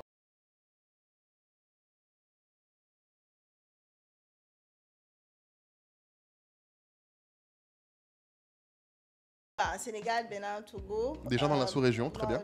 Beaucoup dans la sous-région. Et je me rappelle qu'il y a eu beaucoup de demandes qui venaient du Burundi et du Rwanda. Ah, intéressant. Tu ne savais pas comment les faire payer là-bas. Ah, voilà. Parce que là-bas, ils utilisent un autre M-Pesa, qui n'est pas le même M-Pesa que le Kenya. Et ils ne vont pas payer par carte pour nous. Sur Abidjan, pour la Côte d'Ivoire, ils ne vont pas payer. Ils ne vont pas payer par carte sur votre site. Non, ils ne vont pas. C'est pas... Et pourtant, Merci. en fait, c'est safe. Je veux dire, on a oui, vous avez safe, système. Mais pour eux, c'est la Côte d'Ivoire, les brouteurs, les machins et tout ça. Donc même les autres Africains nous voient comme des fraudeurs, quoi. Bon. Enfin, je ne vais pas dire nous voir. Mais on a maintenant, montré que... on a eu beaucoup de fraudes. On a eu beaucoup de fraudes. Franchement, il faut être honnête avec le système. On a eu quand même beaucoup de fraudes. Mais maintenant, on est champions d'Afrique, il faut qu'ils arrêtent. On a gagné la CAN, ils devraient nous respecter. Je ne sais pas si quelqu'un peut leur expliquer que... Ils ont gagné leur argent, ils n'ont pas envie qu'on vole. Mais on a changé, il faut leur dire on a changé maintenant. Mais c'est... Toi, tu n'as pas l'air... Non, je comprends ton point. Et c'est vrai que c'est un vrai point. Je trouve qu'on ne parle pas assez dans le business en Afrique. Oui. De nos réputations respectives. On fait comme si, genre, on n'a que des problèmes normaux, classiques. Parce que, objectivement, je pense que le problème de shipping dont on va parler, je pense qu'ils l'ont partout dans le monde. Tu vois, il n'y a pas longtemps, je parlais avec quelqu'un qui fait du commerce. Du coup, elle a une commerce en Inde. D'accord. Et donc, Philippines, toute l'Océanie. Ils ont les mêmes problèmes de shipping. Ok. Eux aussi, ils ne savent pas comment ils vont gérer l'agrégation. Ils ne savent pas comment ils vont gérer les customs quand ça arrive aux États-Unis. Tu vois, ces problèmes-là, je pense, c'est des problèmes classique de business international. Mais ce que tu viens de décrire, ce problème de réputation, c'est quand même quelque chose. Après, eux, ils ont d'autres problèmes. C'est peut-être que c'est vu qu'ils ont des produits pas de qualité. Oui, voilà, exactement. Tu vois, ils ont d'autres images à gérer. Mais il y a cette couche... Nous aussi. Hein. Nous aussi. Qualité, ça rentre aussi en jeu. Tu penses, quand c'est vu comme étant des produits africains, c'est pas qualitatif? En tout cas, dans la cosmétique, oui. Dans la cosmétique, ouais. Énormément, oui. Parce que finalement, on a plus confiance dans un grand groupe qui a un grand laboratoire que dans une dame qui fait ça dans son petit labo. Ouais, en fait, c'est vrai que la notion d'hygiène ou de structuration, ouais. Et même de recherche de principes actifs, de science derrière. Parce qu'en fait, la cosmétique. C'est de la science, t'as raison. Comme Kiehl's, par exemple, c'est une marque. Kiehl's, c'est quoi? C'est une marque. Dis-moi, de quel pays? Alors, par exemple, avec The Ordinary. Yeah, je connais The Ordinary. Exemple, voilà. Ouais. C'est la même chose, donc ils vont avoir un marketing très épuré. Ouais, mais eux, ils dépensent. Alors, sur le marketing, c'est pas juste ceux qui dépensent. Oui, mais ils gagnent. C'est le métier. C'est le métier. Ils gagnent grâce à ça. Ce que je veux dire, c'est qu'en fait, ils ont expliqué aux gens juste par le visuel que, ok, moi, je suis produit dans un labo et je suis carré. C'est comme ça qu'on regarde. Il n'y a pas beaucoup de fioritures dans leur. Si vous regardez leur design, etc. C'est très épuré. Et ça donne une information clé au client. Dans le marketing même. Dans le marketing même. Alors que nous, on va devoir beaucoup parler. Moi, quand je suis arrivée, j'ai dit, bon, moi, je suis diplômée de Polytechnique. Je peux vous faire vos produits en Suisse. Je peux vous faire vos produits, etc. Il y a beaucoup de gens qui viennent me voir pour créer leurs produits. Très bien. Mais ça ne veut pas dire qu'on ne fait pas de couac. Quand même. Parce qu'en fait, les grandes marques font aussi des couacs. C'est juste qu'elles ont un budget pour absorber ces couacs. Exactement. Donc, du coup, à un moment, tu te dis, OK, on ne peut pas jouer au même game au même moment. Il faut y aller step by step. Exactement. Et c'est comme ça qu'au fur et à mesure, en fait, on fait des actions pour pouvoir justement structurer le marché, faire en sorte que la logistique, le paiement, etc., soient des choses. On compte sur aussi d'autres acteurs pour aussi répondre à ça. Parce que nous, tout seuls, on ne peut pas. Ouais. Vous savez, il y a un gros problème enfin, pas sur Anka, mais entre Anka et des plateformes comme la nôtre, par exemple, c'est le coût. Oui. Le coût du produit. Oui. Lorsqu'on est dans la mode, on peut vendre une robe à 100 €. On ne va pas vendre une crème à 100 € et donner que du beurre de karité à un client. Ça marche pas. C'est compliqué. Et pourtant, ton beurre de karité peut être hyper bien raffiné, désodorisé, des ce que tu veux. Mais tu ne vas pas lui faire payer à ce prix-là. Ce prix-là, ouais. Et donc, ton shipping cost... Comment tu le justifies, ouais. Ah bah oui, tu ne vas pas faire 20 € de produit et 20 € de shipping cost. Et c'est pour ça que souvent, nous, ce qu'on essaie de faire, par exemple, un conseil que je donne après, je ne sais pas si vous l'avez vu aussi, que nous, on a remarqué, c'est que sur la cosmétique, il faut essayer de vendre autant que possible des packs. D'où les gammes. D'où les gammes. En fait, voilà. C'est-à-dire que, où tu fais. Alors, ce que moi je dis souvent, je dis pack, pas gamme, parce que gamme, ça veut dire que tu vends différents produits ensemble. Donc, il faut que la personne soit intéressée par tous les produits, ce qui n'est pas toujours le cas. C'est ça. Nous, des fois, ce qu'on propose même, c'est que, par exemple, si tu as un beurre de karité qui marche bien, ça ne vend pas une boîte. Vends-en 5, 10. Parce qu'en fait, le shipping, très souvent, et même nous, nos pricing avec des HL comme partout, de 0 à 2 kilos, c'est le même prix. Oui. Donc, plutôt que de vendre juste une boîte, tu peux vendre au même prix de shipping jusqu'à 2 kilos de produits. Oui. Et c'est souvent ce que nous, on pousse aux gens, c'est leur dire, en fait, vous devriez, limite, c'est triste, mais le shipping va façonner votre offre produit. Oui. Bon, ça veut dire que il faut que tu donnes envie aux gens de prendre, je sais pas combien de bouteilles de trucs. Il faut que ça se conserve, il faut que, voilà, il y a plein d'autres trucs. Oui, en plus, si on est dans la cosmétique naturelle, ça se conserve pas 3 ans, les produits. À combien de temps, tu dirais? Bah, 1 an. Ouais, donc en fait... non, ça peut se jouer, je pense qu'il faut vendre 10 boîtes, 2 kilos, il faut que les gens utilisent tout le temps. Oui, mais ça dépend de ta contenance aussi. Si tu as 1 kilo de beurre de karité, par exemple, c'est 1 kilo là, si la personne, disons une famille, etc., elle te finit ça en 3 semaines. D'accord. Ok, là, elle peut te prendre plusieurs boîtes. Ouais. Mais si tu as une crème de 35 ml que tu utilises sur 2 mois, parce qu'une crème, c'est une goutte qu'on met sur le visage. C'est juste un petit peu, quoi. Tu vas pas en acheter 6. Ah, donc en fait, tu veux dire que même le shipping va jusqu'à déterminer même quel type de produit tu devrais faire. Exactement. Il faut des produits à haute fréquence ou à haute contenance. Oui, c'est ça, exactement. Pour pouvoir optimiser pour le shipping. Exactement. C'est super ce que tu dis là, parce que c'est vrai que les gens, ils pensent pas forcément quand ils commencent. Après, c'est vrai que quand tu veux exporter, il faut que tu façonnes ton produit en fonction. Et ça, c'est un exemple. Oui, mais sauf que quand tu commences, tu ne penses pas à tout ça. Exactement. Bah écoute, ceux qui auront écouté ce podcast aujourd'hui auront appris ça. Et j'espère que c'est le but de ces discussions-là, c'est qu'un peu, comme tu dis, tes erreurs, ce que nous, on a remarqué, soient démocratisées. Parce que nous, on en parle dans notre livre blanc. On a fait un livre blanc. Oui. Justement. Ah, tu l'as lu, c'est ça? Regarde comment il fait. Oui. J'ai lu celui d'avant. 2018, d'accord. Ben voilà, on a fait en 2023. Où on parle de cet aspect justement de, en fait, le marché doit façonner jusqu'à la confection de ton produit. Et quel produit même tu fais. Donc tu disais qu'effectivement, les gens ne savent pas forcément tout ça. Non, ils ne le savent pas. Et ils ne savent pas quel produit je donne aux États-Unis, quel produit je donne en France, quel produit je donne en Côte d'Ivoire et quel produit je donne en Afrique francophone, en Afrique anglophone. Ouais. C'est pas la même chose. Par exemple, ceux qui sont en France, ils ils ont tout ce qu'il faut pour répondre aux tâches, aux boutons, machin truc, mais il y a des choses qu'ils n'ont pas. Comme par Donc, exemple. il faut aller chercher. Bah, je sais pas, il fait froid, l'hydratation, bah, ils n'ont jamais des bons. Enfin, au Canada, oui, ils vont avoir des bons produits d'hydratation parce que Il fait vraiment froid, Voilà. c'est le problème. Mais en France, on va retrouver plein de gens avec des pieds blancs. Ah, les pieds koyo comme on dit au Mali là. Ouais, Ah, c'est comme ça qu'on dit. Ouais, les pieds Tout koyo. craquelé, là, tout ça, voilà. etc. Et, Ils sont pas bien hydratés quoi, ça manque de. Donc ça, mais- tu penses que ça marcherait mieux en Europe du coup en Dans France. certains, oui, bon, alors dans certains pays, pas qu'en Europe, hein, peut-être en Norvège, enfin j'en sais rien, mais Ouais. ce que je veux dire, dans des pays qui ne sont pas habitués à adresser ce problème-là, mais qui voient ce problème-là. D'accord. Ok, bon, on a beaucoup de personnes à diaspora un peu partout aujourd'hui et on peut bénéficier de ça. Et il y a aussi juste des personnes qui ont envie, enfin même des Européens qui ont envie d'utiliser de l'huile de coco, de l'huile de coton, de l'huile de sésame, de l'huile de Nîmes, de l'huile, Ouais. tu vois, tout ça. Mais envoyer ça dans des bouteilles en plastique avec un bouchon orange ouvert, bon, le gars il est habitué à utiliser Kids, Ah oui. Ordinary, The Ordinary, des trucs Body épurés. Shop. Voilà. Bon, à un moment, il veut... Et puis en plus, maintenant, il y a toute la question écologique. Oui. Parce que aussi. ça, j'allais le demander à Anka, du coup, parce que les chiffres. Oui, vas-y, dis-moi, tu me Il y en disais. a Ouais. souvent qui posent des questions, genre, mais oui, mais l'empreinte carbone, on fait venir ça de là. Attends, il y a des gens qui te posent des questions sur l'empreinte carbone. Ouais. En fait, Non, mais- c'est ça le problème des consommateurs conscients. Exactement. Ils sont conscients de bout en bout. Donc, ils vont te poser des questions que les autres posent pas, en fait. Oui, mais Alors. c'est un sujet. C'est un très bon point sur l'empreinte carbone, tu vois, pour te répondre. Tu sais que nous, par exemple, avec DHL, on étudie depuis un moment la possibilité de faire des envois carbone neutral, où ils utiliseraient, parce qu'ils ont la possibilité d'utiliser dans leurs avions notamment une partie de carburant faire partie du maïs. Oh, génial, ok. Donc c'est une offre que DHL nous a proposé clairement de développer, mais quand on l'a proposé aux vendeurs, les gens nous disaient mais non, parce que ça coûte, je crois que ça coûte 30% plus cher. Voilà. Elle a dit, non, mais voilà. Et donc du coup, mais est-ce que tes clients, ma grande question pour revenir full circle, est-ce que ce genre de clients, tu penses que si tu leur disais, ok, on a une option d'expédition carbone neutral, est-ce que vous êtes prêt à payer 30% plus? Ils diraient oui. Si je dis ça là, ça va être compliqué. Mais c'est ça. Non mais c'est une vraie question. Mais ça dépend, je pense, de la conviction de ton client. Mais les clients que nous, on a, Oui, non. Je d'accord. pense que le client aujourd'hui sur la cosmétique naturelle qui vient de l'Afrique Mhm. va chercher plutôt à payer le moins cher, Ouais, le shipping cost, ouais. et à comparer les prix, les différents prix de ce qu'il va acheter pour Ouais. avoir justement quelque chose qui répond à son problème mais qui ne coûte pas très cher. C'est terrible. Ok. Et pourtant, comme j'ai dit, la cosmétique est un endroit où il ne faut pas rigoler, il faut vraiment Pensez dépenser pour que ce soit de la qualité. comme la nourriture. Ouais. Si on utilise des produits, si on mange quelque chose qui n'est pas sain pour Ouais. soi, bah, on va avoir des soucis. Si, ouais. Mais comme je dis, il faut se connaître parce que ce qui marche sur toi, Moula, il ne va pas marcher sur moi. Ah ça c'est clair. Ouais, effectivement.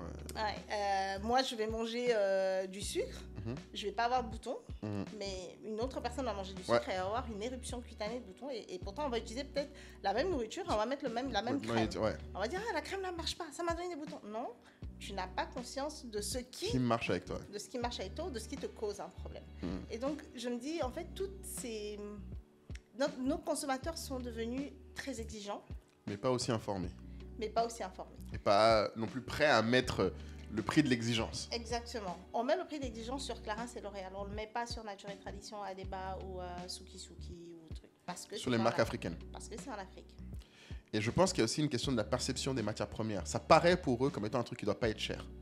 Parce que c'est le malheur des richesses, c'est comme ça que j'appelle ça. Le malheur des richesses, j'aime beaucoup. Ouais, parce qu'en fait, on se penche, on mange notre manioc, on prend notre Le moringa, karité, on on prend prend le notre- moringa. Mhm. Et donc, à partir du moment où quelqu'un vient et te fait du beurre de karité, tu vas dire, mais ça, je me fatigue pourquoi j'achète à Gorogo et puis je mets ça chez moi. Hmm. Alors qu'en fait, peut-être qu'effectivement, tu peux avoir cette matière première, mais elle n'est pas travaillée de la même façon, c'est pas la même texture, ça sent pas de la même façon. Ouais. Peut-être qu'elles ont rajouté des trucs pour conserver plus longtemps, Longtemps. pour ne pas que ça s'oxyde. Il y a tout un travail qui est fait derrière, mais c'est pas valorisé. Par contre, quand Body Shop achète ce beurre de karité là, Et le travail, package, et, le met et slap la marque Body Shop dessus, là les gens sont prêts à payer. on achète la marque. Donc c'est la marque qui fait la différence, encore une fois. Exactement. Super, non mais je pense que là on a vraiment bien couvert un peu le truc général. Donc tu avais des questions spécifiques pour moi, fais donc, fais péter. Ok. Vas-y. d'accord. Ok. Donc, Alors, il y a une des questions qui nous tarautent depuis un moment, c'est qu'on voulait travailler avec Anka. Oui. On s'est posé la question, bon, ok. On a besoin de faire du dropshipping, Oui. éventuellement, puisque nous, on prend des marques qui ne sont pas qu'en Côte d'Ivoire, Ouais. qui sont au Nigeria, Exactement. Kenya, South Africa. Mhm. Et l'idée, c'est de se dire, ok, on va utiliser Anka Oui. pour toute notre logistique. Très bien. Et il s'avère qu'on travaille déjà avec DHL. Mhm. On a des tarifs e-commerce qui sont super intéressants, Ouais. attractifs. Et on s'est dit, l'idéal, c'est qu'avec Anka, on ait des tarifs encore plus Plus bas. à ouais, exactement. Parce que nos consommateurs, comme on l'a dit tout à Ouais. l'heure, ont Et- envie d'avoir des produits qui sont, enfin, un coût de livraison Le plus bas possible. le plus bas possible, puisque Ouais. c'est un critère aussi de Ouais. décision Ouais. dans le parcours client. Ouais, c'est ça. Et effectivement, tu m'as remonté le cas en Côte d'Ivoire où tu avais réussi à avoir des coûts un peu plus bas en direct. Et du coup, là, on est en train de voir pour ajuster. On aura des coûts maintenant encore mieux. Ça, c'est vrai. Mais ce que je voulais vraiment mettre en avant, et tu as raison, c'est un des trucs que peu de gens comprennent avec Anka Shipping, c'est que toi, tu peux être ici en Côte d'Ivoire et faire expédier quelque chose du Ghana vers les États-Unis. Yes. C'est ça qui est vraiment puissant dans ce jeu-là. Et alors, pour être très honnête, la Côte d'Ivoire est l'un des pays, tu sais, où on a les prix les moins intéressants. Ok, Ça, il ne faut d'accord. pas le savoir. C'est un truc qu'il faut peut-être que tu regardes dans D'accord. notre calculateur. Les pays où on a des super tarifs, par exemple, parce qu'en fait, souvent, le baromètre, tu sais, de DHL, c'est 0 à 2 kilos. Oui. Je sais que, par exemple, ici, 0 à 2 kilos, c'est quoi 25 euros, 20 à 25 euros quasiment, Mhm. à peu de choses près. Alors qu'au Ghana, c'est genre 12 euros Oh, pour la même destination. pour la même destination. D'accord. Le Kenya, ça doit être genre 14-15 euros, par exemple. L'Afrique du Sud, ça va être pareil, 16-17. Par contre, le Nigeria, ça va être 35 euros, 40 euros. Pourquoi il y a une disparité comme ça? Alors, très intéressant, parce qu'en fait, en général, c'est lié à deux choses. Un, c'est lié d'abord aux pays, les monnaies et les coûts dans ces pays-là. D'accord. Si tu regardes, en général, les pays où les monnaies étaient plus basses et les trucs étaient plus simples, les coûts sont plus bas. Mais les pays comme le Nigeria, où il y a eu des inflations de monnaie, des gros problèmes pour avoir du pétrole, des gros sujets même de... tu sais, ils ont eu un gros problème à un moment, ils n'arrivaient même plus à sortir le naira, à le transformer. Ok. Donc du coup, souvent, les coûts augmentent en fonction. Et après, il y a une autre question aussi qui est les volumes dans chaque pays. Et c'est ce que je dis souvent aux gens. C'est que ce qui explique que, en fait, par exemple, au Ghana, au Kenya, les prix soient plus bas, c'est qu'en fait, il y a beaucoup plus de gens qui exportent. D'accord. Ok. Beaucoup plus. Tu sais, le Kenya, avec les fleurs qu'ils exportent, avec tout ça. DHL, du coup, a des coûts plus bas parce qu'ils réussissent à amortir mieux leurs coûts fixes. Ok. Leurs avions sont plus remplis, tout est plus... Des pays comme la Côte d'Ivoire, malheureusement, ça reste encore pas si développé que ça. D'accord. Ok. On fait beaucoup de containers de produits agricoles. Oui. Très peu d'e-commerce encore, de produits exportés de 0 à 20-25 kilos. Donc c'est ça qui explique aussi. Donc le message aussi derrière, c'est plus on sera nombreux à utiliser des solutions de shipping ensemble, donc que ce soit Anka Shipping, même DHL directement, plus on peut tirer les prix vers les bas. Et c'est ça l'une des missions aussi qu'Anka Shipping que nous on a, c'est justement en agrégeant tous ces pays-là, c'est comme ça qu'on a eu des tarifs plus bas. Parce qu'on a pu leur montrer, quand on a commencé Anka Shipping, DHL, je me souviens, nous disait si vous réussissez à faire 200 expéditions dans un pays africain, c'est déjà très bien. Ah oui. Parce 200 expéditions à par partir mois. ou dans? Non, à partir. À partir. Parce que c'est D'accord. ça leur sujet, c'est que regarde Ok. combien de volume part. Et il y en avait très peu. Pour te donner un ordre d'idée, quand je suis arrivé au Nigeria, je me souviens qu'il nous a dit si vous faites 250 expéditions par mois, vous serez dans mon top 10 des clients e-commerce. Tiens, 250. Expéditions par mois. D'accord. Tu vois, c'est pas énorme. Oui, mais vous avez éclaté le compteur. Ben, maintenant, on en fait 3000. Maintenant, on en fait 3000 Ah, par il faut mois. dire. Donc, du coup, oui, c'est pour ça qu'on a pu tirer les prix vers le bas comme ça. Ok. Et donc, en fait, plus on sera nombreux dans un pays, et c'est vraiment un peu un appel qu'on fait à chaque fois en disant plus on est nombreux dans un pays à utiliser le shipping, plus on a du pouvoir de négociation avec eux. Et eux, plus ils ont intérêt à baisser les prix. Parce qu'en fait, le problème aussi que les gens ne comprennent pas, c'est pour se mettre à la place de DHL, il faut comprendre que DHL price en fonction du volume qu'ils voient. Oui, oui, oui. Eux, ils ont des coûts fixes. Donc à un moment, il faut qu'ils amortissent leurs avions, leurs essences, leurs équipes. Si il n'y a que dans le pays, je dis quelque chose, 1000 expéditions. Donc ils vont pricer en disant, est-ce que 1000 expéditions, pour que ça paye nos coûts fixes, voici le coût que doit faire chaque expédition. C'est pour ça que c'est exobérant. Pour ça que- Ok, d'accord. Très bien. Donc plus on sera nombreux, plus ce sera efficace. Et c'est l'une des choses sur lesquelles nous, on veut travailler, c'est vraiment de se dire, en fait, il y a un côté, c'est bête, mais il y a un côté militant à utiliser les services en cash shipping. En fait, plus les gens le font ensemble, plus ensemble on a du pouvoir. Et c'est aussi, même en termes d'amélioration des services, il y a plein de choses qu'on a changées dans les process DHL parce qu'on est un client assez gros pour leur dire, les gars, vous faites ça comme ça. Pour les clients, c'est pas idéal. Que ce soit les heures de pick-up, les façons de pick-upper, la façon de traiter les customs, dont on va parler, qui a aussi encore beaucoup de choses à améliorer. Donc voilà, s'il y a d'autres choses que tu vois qu'on peut améliorer, Est-ce dis-nous. qu'ils vous écoutent Oui. dans leur process? Moi, de mon expérience avec DHL, ça fait quand même maintenant... ça fait quoi, depuis 2018 qu'on a commencé à bosser avec eux, donc ça fait quasiment 6 ans. De mon expérience, oui. Le problème, c'est que c'est vraiment... Bon, c'est normal, c'est une société internationale allemande. Donc en fait, il faut venir avec des chiffres et des propositions. D'accord.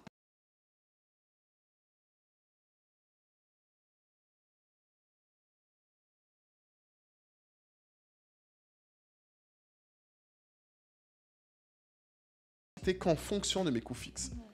D'accord. Et c'est aussi ce qui explique pourquoi ils sont numéro 1. C'est qu'en fait, comparé aux autres, c'est les seuls qui croient en l'Afrique au point à avoir fait dans chaque pays. Des points de... Oui, bien sûr.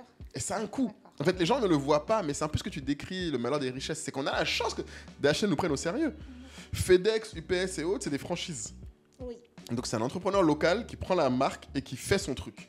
Donc c'est aussi pour ça que DHL a une certaine difficulté à être plus flexible parce qu'ils ont des coûts plus grands à gérer.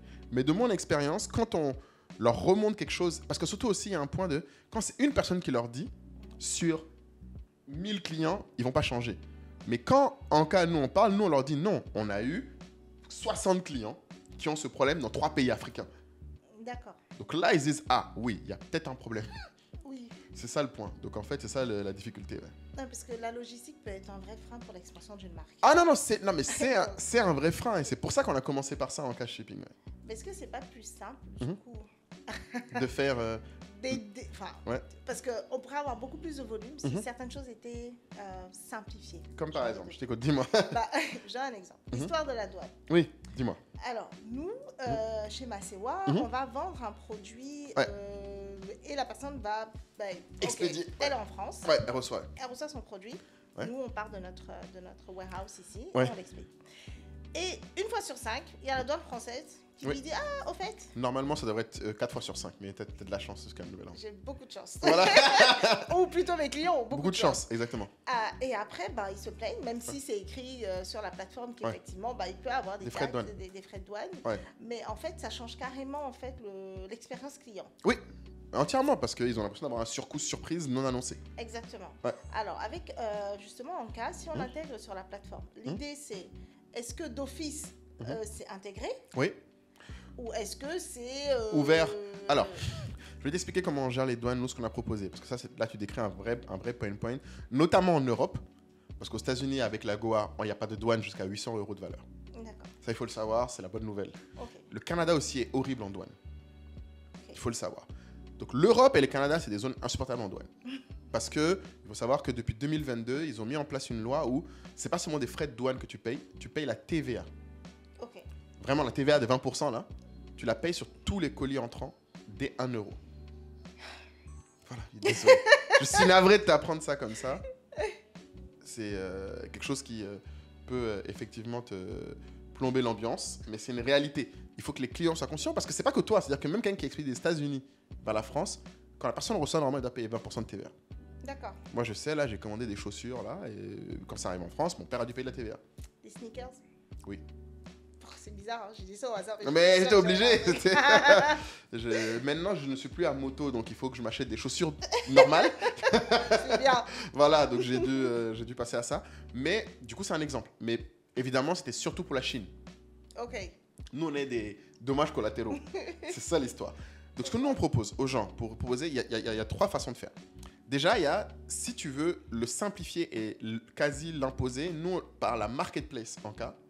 Sur la marketplace en cas, à chaque fois que quelqu'un achète, selon le pays où il met qu'il paye, on lui dit, tu auras tant de douane à payer.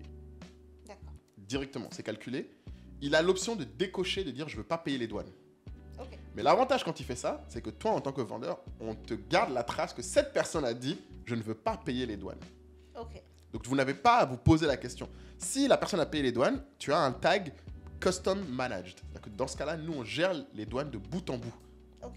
L'acheteur a payé. Toi, tu n'as rien à faire, tu expédies. Et nous, on paiera les douanes. Parce que c'est-à-dire qu'à ce moment-là, c'est notre numéro de douane qui va suivre la transaction. Et nous, on gérera les douanes avec l'État français.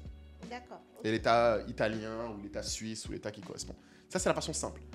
Après, on a une autre façon. Si tu fais, parce que si tu ne passes pas par notre marketplace, tu peux aussi utiliser notre service de shipping en dehors. D'accord. Dans ta plateforme, tu utilises notre plateforme de shipping.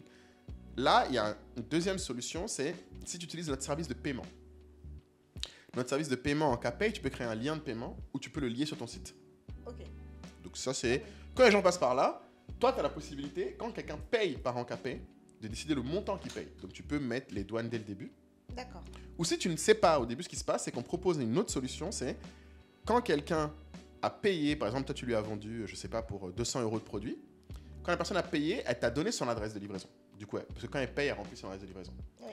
Au moment de créer le label, parce que chez nous, tu peux créer le label en un clic, maintenant, une fois que le paiement est passé par nous, au moment de créer le label, on va te dire, ah, attention, dans cette destination, il y aura tant de potentiel de douane. D'accord. Donc, ou toi, tu choisis de dire, ah, mais cette personne-là, le montant que j'ai dit là, il n'y avait pas les douanes dedans. Donc, tu peux dire, envoyer un autre lien de paiement à la personne pour lui dire, voici le montant des douanes à payer. D'accord, ok. C'est la première solution. Deuxième solution dans ce deuxième sous-cas, c'est que tu peux te dire, bon, c'est pas grave, moi, je préfère que ça parte. Et je veux être sûr que mon client ait une bonne expérience. Et là, tu peux dire, je veux gérer les douanes. Donc là, c'est les Managed Customs pour nous. Donc nous, on va te donner les douanes, tu vas les payer directement. Et l'acheteur n'aura jamais à les payer.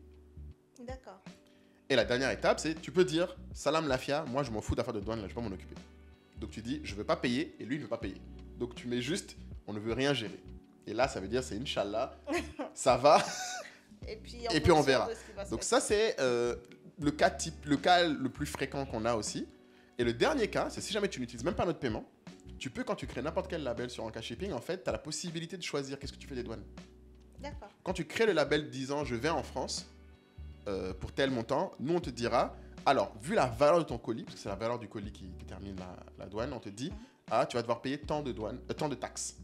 Yes. Et donc là, tu peux encore une fois, ou toi tu payes, ou tu envoies un lien de paiement, ou tu choisis de ne faire rien. Pour faire très simple.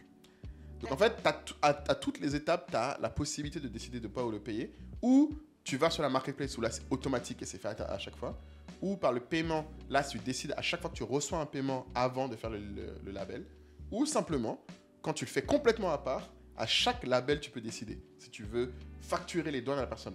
D'accord. Donc quelqu'un peut t'avoir payé complètement en dehors, Oui. toi tu rentres juste ces informations d'expédition, mais tu peux au moment de créer l'expédition lui dire, ah ben attention, il y a quand même des douanes en plus, tiens voilà un lien de paiement pour payer tes douanes. D'accord. S'il paye, automatiquement, ton label DHL aura la mention douane payée et nous, on va gérer les douanes jusqu'au bout. S'il ne paye pas et que toi, tu expédies quand même, à ce moment-là, il ne se passera rien. C'est-à-dire que quand ça va arriver là-bas, ça va dépendre de si les douanes l'arrêtent et à lui de payer. Et à lui de payer. Oui, mais là, du coup, parce que dans le premier cas, il a déjà... Parce que les douanes, ça représente quand même un certain montant. 20% minimum, oui.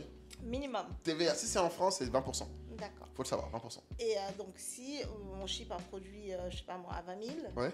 ça te fait 4 000 Ouais. à peu près. Donc, si tu dois donner 4 000 en plus des 20 000, Ouais. en plus de ton shipping cost qui va être du coup... Normalement, dans les 20 000, là, on a mis shipping cost, Inch'Allah. C'est ça l'idée. Ah bon? Parce que, alors, il faut vraiment bien le comprendre. Les taxes ne sont que sur la valeur du produit, pas sur la valeur du produit et les douanes. Oui, et le shipping. que sur la valeur du produit. Voilà. Oui. Donc, tu as les 4 000, mais Voilà. tu as aussi les frais de livraison. Oui, oui. Mais si jamais tu as dit 20 000, on va dire que ton produit était, lui, à 10 000, par exemple, et que tu avais 10 000 de frais de livraison. D'accord, ok. Tu vois ce que je veux dire? Donc là, dans ce cas-là, tu paieras 20% de 10 000. Oui, Donc c'est un peu mieux, oui. mais c'est cher quand même. Pour le client. Ouais. Enfin, bon, là, on parle de 20 000, bon, donc Ça. à 10 000, ça va. Oui, Mais alors, quand on parle je de veux 100 000, dire- c'est une autre histoire, exactement. Exactement. Et en fait, je trouve que les frais de douane, et est-ce que, par exemple, avec Anka, est-ce que les frais de douane sont pas réduits? C'est exactement les vrais Alors, frais de douane. Alors, ce qui est réduit, c'est intéressant. C'est les vrais frais de douane, mais ce que nous, on vous permet de réduire, c'est que quand tu les fais avant les frais de douane, ce que les gens oublient, c'est que quand tu ne traites pas les frais de douane avant, tu as des frais de traitement des douanes. D'accord. Si par exemple tu devais payer comme on disait là, c'était 20 000 et en fait tu as 4 000 à payer. En fait quand tu envoies sans rien faire, DHL ne va pas te facturer 4 000 à l'acheteur. Il va lui facturer peut-être 8 000 parce qu'en fait il y a aussi les frais d'avoir géré avec les douanes le dédouanement. Le dédouanement. D'accord, ok. En fait il y a un coût supplémentaire quand tu ne gères pas les douanes. C'est ce que les gens n'arrivent pas à comprendre. Si tu décides de laisser au petit bonheur la chance, tu prends le coût de traitement Les risques, hein. de ne pas avoir géré avant. Oui. Alors que nous, ce qu'on permet aux gens d'économiser, c'est que comme on te le dit avant, et que nous, on assume entièrement les taxes et duties, on est sûr que tu n'auras pas de surcoût. D'accord. Parce que ce sera, pour faire vraiment de façon très technique, dans ces cas-là, ça va être une importation faite avec un numéro de douane française. D'accord. Parce qu'on a des numéros de douane dans chacun des pays de destination. C'est ce qui permet qu'en fait, ce soit... Oui, non, c'est une lâcher. horreur, voilà. Mais on est obligé. C'est notre travail, en fait, et c'est ça que j'essaie de te faire comprendre. Quand on dit aux gens que pour utiliser nos services, ça a un coût, en fait, ça, c'est notre infrastructure à nous qu'on doit maintenir. Donc, Ok. on a des douanes dans chacun des pays qu'on paye tous les mois en fonction des volumes faits. Donc, c'est ce qu'on essaie d'éviter aux vendeurs. D'accord, ok. Donc, en fait, c'est pour ça que même si ça paraît cher, je dis souvent aux gens, il faut faire l'effort d'avant essayer de payer les douanes. Parce qu'en fait, si tu ne le fais pas, tu as un surcoût de traitement. D'accord. Il faut le savoir et en parler au moins aux clients. Et nous, ce qu'on permet, c'est qu'on vous donne un peu une façon automatisée d'avoir cette discussion awkward. Parce elle est toujours bizarre, cette discussion. Oui, oui, bien sûr. Personne n'aime cette discussion de ouais, en fait, t'as des douanes en plus. Donc, Non, personne n'aime. parce que... Voilà. Parce que vous, c'est pas de l'argent qui va dans votre poche. Oui. Et c'est de l'argent qui sort de leur poche à eux. Ouais, et c'est pas agréable et c'est le client qui est pas content. Voilà. Nous, en tout cas, on a beaucoup appris sur ça. Parce que franchement, Voilà. surtout avec les produits cosmétiques, parce que Ouais. disons que on fait tout ça. La personne paye et tout, on arrive et puis le pays dit non. Ouais. Le produit n'est pas en règle. Ah, ça, c'est une autre histoire. Donc, on fait repartir le produit. Hmm. Donc, déjà, qui accuse le coût du retour? Ça, c'est une très bonne question. Et ensuite, bon, le gars, il a payé la douane, il a payé le produit, tout Ouais. ça avant. Bah, en fait, à la fin de la journée, il a besoin de savoir. Ouais. Qu'est-ce qu'il fait de son argent? Mais oui. Alors, ça, sur le retour, c'est un très bon point. Alors, historiquement, il faut quand même le savoir, c'est une règle qui est très désagréable pour les marchands, mais il faut le savoir. Si un produit est bloqué à la douane, c'est la responsabilité du marchand. Donc, il faut être en norme. Si tu te loupes sur les normes, ça, Connie, c'est toi qui vas payer le retour. Ça va pas être... Parce que, en tout cas, tu peux essayer de négocier pour que l'acheteur paye, mais il va te dire, mais mon ami, c'est pas mon travail. Bien sûr. Donc, c'est ce que nous, on propose dans ces cas-là. Alors, si l'expédition est faite par Anka en général, les retours DHL ne vous les facturent. Enfin, DHL les facture toujours, c'est juste que nous, on absorbe quand c'est un problème de retour pour nos compliance. On va pas le faire pour tous les vendeurs éternellement, mais sur beaucoup de vendeurs, on le fait, on les notifie en leur disant. Ça veut dire que vous accusez le coût de retour? Oui, parce qu'on a un tarif de retour qui est différent, parce que c'est pas un compte DHL identique. Bref, c'est très compliqué à t'expliquer encore, mais on a des coûts de retour un peu plus bas. C'est-à-dire que vous paierez un coût de retour qui sera le même prix quasiment que le coût d'aller. D'accord. Nous, on paiera quelque chose comme 50% moins. D'accord, ok. Donc c'est pour ça qu'on peut se permettre de le gérer pour les gens. Mais clairement, ce qu'il faut se dire, c'est qu'il ne faut pas que ce soit trop fréquent. Parce qu'en fait, du coup, c'est quand même un coût qui est énorme. Et ce que nous, on recommande aux gens dans ces cas-là, effectivement, c'est que ça peut arriver une fois, mais pas tout le temps. Sur les cosmétiques, ça doit vous arriver plusieurs fois? Ah oui? Mais parce que c'était... Est-ce que c'est parce qu'il n'y a pas la documentation dans le document? Dans le colis? Oui, ou qu'ils vous ont mis un paquet de beurre de karité, là, dans un pot, qu'ils ont expédié. Ah oui, parce que vous, c'est pas toi qui expédie. Non, nous, c'est nous qui expédions. Mais nous, c'est écrit, enfin, on a toutes les normes. Mais par exemple, sur Anka, il y a des marques qui vendent juste des pots de... Ah oui, non, mais elle, dans ce cas-là, il faut qu'elle mette le truc des normes. Et c'est là où est le point. C'est que la solution que moi, je dis souvent aux gens, c'est... comme tu as dit sur la cosmétique, il faut savoir de quelle norme tu as affaire. Idéalement, normalement, c'est dans la composition. Oui. Souvent, ils se font avoir parce qu'il n'y a pas la composition. Oui. De mon expérience, en tout cas, de ce que nous, on a vu, c'était même pas tellement qu'il fallait avoir un document. C'est qu'il fallait que la composition du produit soit visible. Et c'est là où il y a eu beaucoup de problèmes, c'est que les gens souvent font des produits et ils mettent même pas la composition. Oui. Et les douanes, eux, à la limite, ils peuvent laisser passer s'ils voient, ok, c'est écrit que c'est juste du beurre de karité, tant de pourcents, etc., etc., etc. Okay. Ils peuvent voir. Mais quand ils ne voient pas, là, c'est à leur discrétion. Donc c'est vrai que ce que je recommande aux gens, c'est de faire un minimum d'efforts dans leur au moins packaging quand ils envoient à l'étranger. Mais du coup, pour les pays comme l'Espagne ou la Belgique qui ont une réglementation beaucoup plus stricte dessus, qui laisse juste pas passer en fait. Ouais, eux sont un peu plus durs, Vous devez accuser beaucoup de retours ou bien vous dites du coup, bah, on n'en voit pas là-bas. En fait, ce que nous on fait, c'est on dit aux vendeurs, la première fois où ça arrive, on va leur dire, attention, tu sais que l'Espagne, c'est comme ça. Mais si on voit un vendeur qui, à chaque fois qu'il expédie là-bas, a un problème, on va lui dire, arrête. Mais si son client a payé. Mais à ce moment-là, il faut que lui change son produit. C'est là le problème. C'est plus le client le problème. Ça devient c'est le vendeur. Okay. Comme tu as dit tout à l'heure, en fait, c'est la responsabilité. Et c'est là où moi, je dis souvent aux gens, en cas, notre travail, c'est vraiment d'accompagner les vendeurs. Moi, je n'ai vraiment... Les acheteurs, c'est pas mon problème. D'accord. Très honnêtement. Et je rappelle souvent aux gens, c'est pas eux mes clients. C'est vos clients. Ouais. Moi, je suis juste celui qui vous aide, votre partenaire. Donc, le job, c'est que nous, au bout d'un moment, on va vous dire, non, il faut que si tu vois que tu vends en Espagne, là, mon ami, il faut adapter.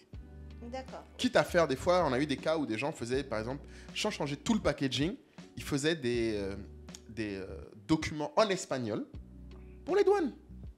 Ok. Pour expliquer le contenu. D'accord. Tu vois. C'est un bon type. C'est un bon type. C'est-à-dire qu'en fait, tu n'es pas obligé de tout changer pour chaque pays. Mais tu peux, pour chacune expédition, si tu sais qu'en Espagne, tu as déjà eu un problème, ben, tu te crées un petit document en espagnol qui dit, voilà, ce produit, voilà la composition, voici les normes qu'ils respectent, et tu leur mets tu peux leur mettre, voilà, des tests de laboratoire, des trucs comme ça, qui peuvent le mettre dans la bonne langue. Tu sais que les gens ne vont pas jusqu'à là-bas. Mais ceux qui vont jusqu'à là-bas. Ce que je veux dire, c'est qu'il y a plusieurs niveaux. Tu as le niveau juste, tu leur fais un document propre avec un petit, avec un petit cachet qui montre que c'est une vraie société en disant, voilà, Juste ça, des fois, les douanes, ça leur suffit. Ça marche, ok. Parce qu'ils se disent, ok, quelqu'un a fait l'effort d'écrire en espagnol, c'est pas sa langue, ils savent que c'est pas ta langue. Ils voient que tu as écrit en espagnol, que tu as mis les compositions, que tu as mis ton numéro de déclaration de société, que tu as mis que tu as une boîte. D'accord. Et là, ils peuvent laisser passer. Maintenant, si après, derrière, ton truc a toujours l'air bizarre, ils se disent, ouais, ton truc là, c'est chelou, ils peuvent bloquer quand même. Okay. Mais il y a des façons intermédiaires, en gros. Ce que je veux dire, c'est qu'il faut être, et c'est là le travail d'entrepreneuriat, hein, clairement. Et c'est pour ça que je dis souvent, même en cosmétique, tout à l'heure, on a parlé de marketing, on a parlé de trucs, il y a cet aspect de devoir tester. Oui. Et ajuster. Donc, quand tu veux exporter, ouais, il faut mettre en place des petites solutions. Tu n'as pas forcément besoin de changer tout ton packaging, recommander toutes tes bouteilles, et mettre et en français, et en anglais, et en espagnol, et nanana.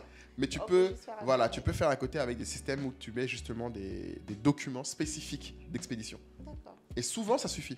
Ok, on va faire un test. Ouais, voilà, essayer. On va l'appeler le test Moulay. C'est ça. Et tu me diras, ça a marché. Mais si tu mets ça, en général, un bon document avec l'air professionnel, en tête, cachet, en espagnol, en général, ça passe. Bah, du coup, ça m'amène à ma troisième question, c'est sur la consolidation. Oui, disons que je veux envoyer ça en Espagne. Oui. J'ai besoin de trois. Je vais faire venir quelque chose du Ghana, quelque chose d'une belle marque au Kenya, du South Africa. On m'a commandé des belles marques. J'ai dit, bon voilà, c'est sur la plateforme, les gens ils viennent. Ils prennent un peu dans tous les pays. Exactement, parce que ils ont envie d'avoir tout ça et qu'ils font un pack, puisqu'on a dit tout à l'heure qu'il faut que le panier moyen soit super assez intéressant par rapport au shipping cost. Il le fait et il faut partir. Aujourd'hui, notre gros problème, c'est comment je fais pour consolider. Si je ne veux pas, moi, avoir un warehouse à Abidjan c'est ça. ou dans ces zones-là, comment je fais pour consolider? Bon, alors, il y a... En vrai, là, c'est la réponse que j'ai pour toi, elle n'est pas simple, mais ça dépend à quel point ça arrive fréquemment. Si ça arrive fréquemment, ce qu'il faut, c'est regarder quels sont les pays où le coût de shipping est le plus bas. Si, par exemple, tu as souvent du Kenya mélangé avec de la Côte d'Ivoire et, je sais pas moi, du Nigeria, c'est peut-être plus simple dans ce cas-là qu'en fait, au moment où tu vends, là, par exemple, ne faites pas sur la marketplace, tu peux... Alors nous, c'est pour ça que dans ces cas-là, on recommande de faire des ventes par lien de paiement. Parce que là, tu peux faire une offre spécifique à la personne. D'accord. En disant, en fait, toi, tu vas facturer l'expédition. Ça ne va pas être l'expédition des 3 endroits à la personne. Des fois, ça revient moins cher que la personne de Côte d'Ivoire, la personne du Ghana envoie la personne du Kenya. D'accord. Et que la personne du Kenya envoie tout le monde ensemble. Ok. Mais ça demande que tes marques acceptent de collaborer. Oui. Et aussi qu'elle le fasse dans le bon timing. Oui, voilà. Et c'est toute une autre histoire. Après, tu peux faire des numéros de suivi où tu peux suivre l'évolution des différentes commandes. Et tu peux dire à la personne, voilà, ta commande de tel endroit arrive à tel endroit. Mais nous, dans notre expérience sur la consolidation, le gros problème, c'est effectivement que tous les pays ne se valent pas en coût. Oui. Donc, ce que je disais, il y a des pays beaucoup moins chers. Donc, il faut essayer d'optimiser et être dans le pays le moins cher. Maintenant, si tu n'as pas cette possibilité, ce qu'il faut, en général, ce que moi, je recommande, c'est de... nous, en cas, alors sur la marketplace, ce qu'on fait, mais c'est pas visible si c'est faut vendre sur la marketplace pour le voir, c'est qu'on a un outil qui s'appelle le prix dynamique, où en fait, si tu achètes de différents vendeurs, en fait, à chaque vendeur, tu as déjà dans son prix une partie du shipping.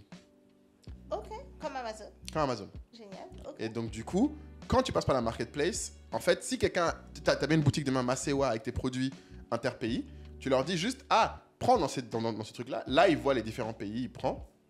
Et nous, à la fin, on va intégrer, en fait, donc de sorte à ce que le prix de livraison par pays ne soit jamais plus de 10 €. Ok, d'accord. Donc, c'est-à-dire que s'il prend 3 pays, il paiera 30 €. Ok. Et après, le reste est intégré dans le prix. D'accord. C'est ça l'idée pour la consolidation. Ça fait un prix dynamique en fonction. Voilà, en fonction de l'endroit où elle est. En fait, c'est juste que sur notre plateforme, quand tu navigues, tu dis dans quel pays tu es. Et nous, on sait dans quel pays est chacune des personnes. Et quand on a nos tarifs DHL déjà inclus, on sait dire, OK, en intégrant ce prix-là, le prix même qu'ils voient dès le début, intègre déjà une partie du shipping. Et au moment du checkout, on intègre les dernières parties pour arriver à 10 € maximum de livraison. Mais ça, vous le faites que sur la marketplace. Que sur la marketplace. Pas en intégration API. PI, alors pas encore, parce que le problème c'est que le calcul doit se faire au moment de la navigation. Exactement. Et ta plateforme n'est pas, je sais pas sur quelle, elle fait sur quoi, Shopify. Ouais, Shopify. Voilà, c'est pas prévu pour ça. C'est okay. ça le point en fait. C'est là où c'est un peu embêtant. C'est pour ça que nous, du coup, on dit aux gens, on a eu quelques cas comme ça, par exemple sur des collaborations qu'on a fait avec des plateformes comme X-Retail de la Lagos Fashion Week. Okay. Où elle avait des vendeurs de différents pays, effectivement, et vous avez ce même problème, des gens prennent les différents pays, mais comment ils payent. C'est comme ça qu'on a résolu ça. Donc du coup, en fait, on te crée une boutique Masewa qui est en fait une constellation d'autres boutiques. Donc chaque marque a sa boutique, donc a son prix et son pays. Et en fait, quand quelqu'un passe une commande sur la marketplace chez Masewa, en fait, ce qu'elle va avoir, c'est des prix intégrant les shipping de chacun. Et à la fin, elle a un shipping plus bas.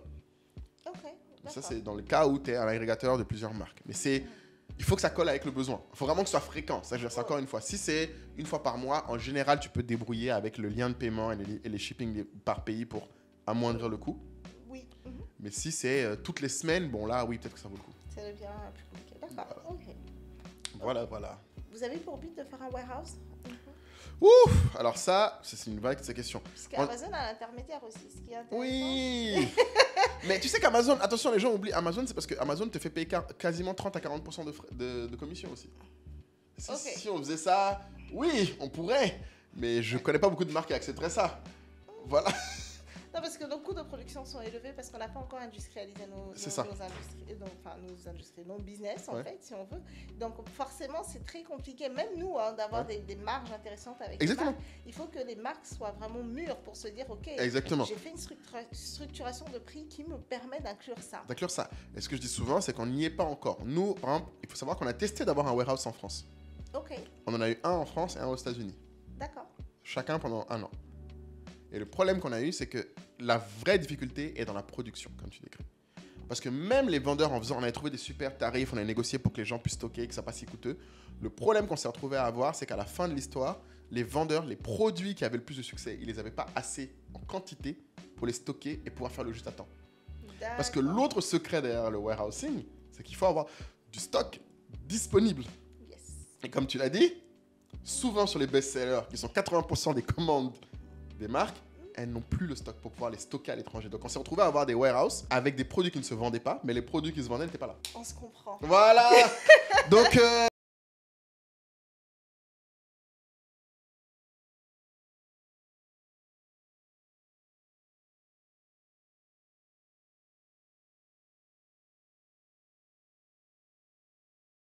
nous, on traque toujours les métriques comme ça. Le jour où on commencera à avoir des marques qui, sur 80% des commandes, expédient en moins de 3 jours, donc c'est-à-dire qu'elles ont le stock là, là, on pourra commencer à dire, ok, venez, on fait un warehouse. Mais aujourd'hui, pour donner un ordre d'idée, je pense que c'est moins de 10% de nos marques qui expédient en moins de 3 jours. Ah oui. La plupart des gens expédient, le délai moyen, c'est 21 jours sur un cas marketplace. Oui, mais le délai de livraison et le coût de livraison sont quand même des leviers importants. Non, mais je suis d'accord. Mais pour le résoudre, il faut résoudre un problème plus complexe en amont de production. Ouais. Donc pour l'instant, nous, on a remarqué que ce qui marche le mieux pour des marques, comme tu dis encore en structuration, c'est faire à la demande. Donc nous, on accompagne ce concept à la demande justement en créant les bons de livraison quand tu veux, le lien de paiement quand tu veux, pour faire...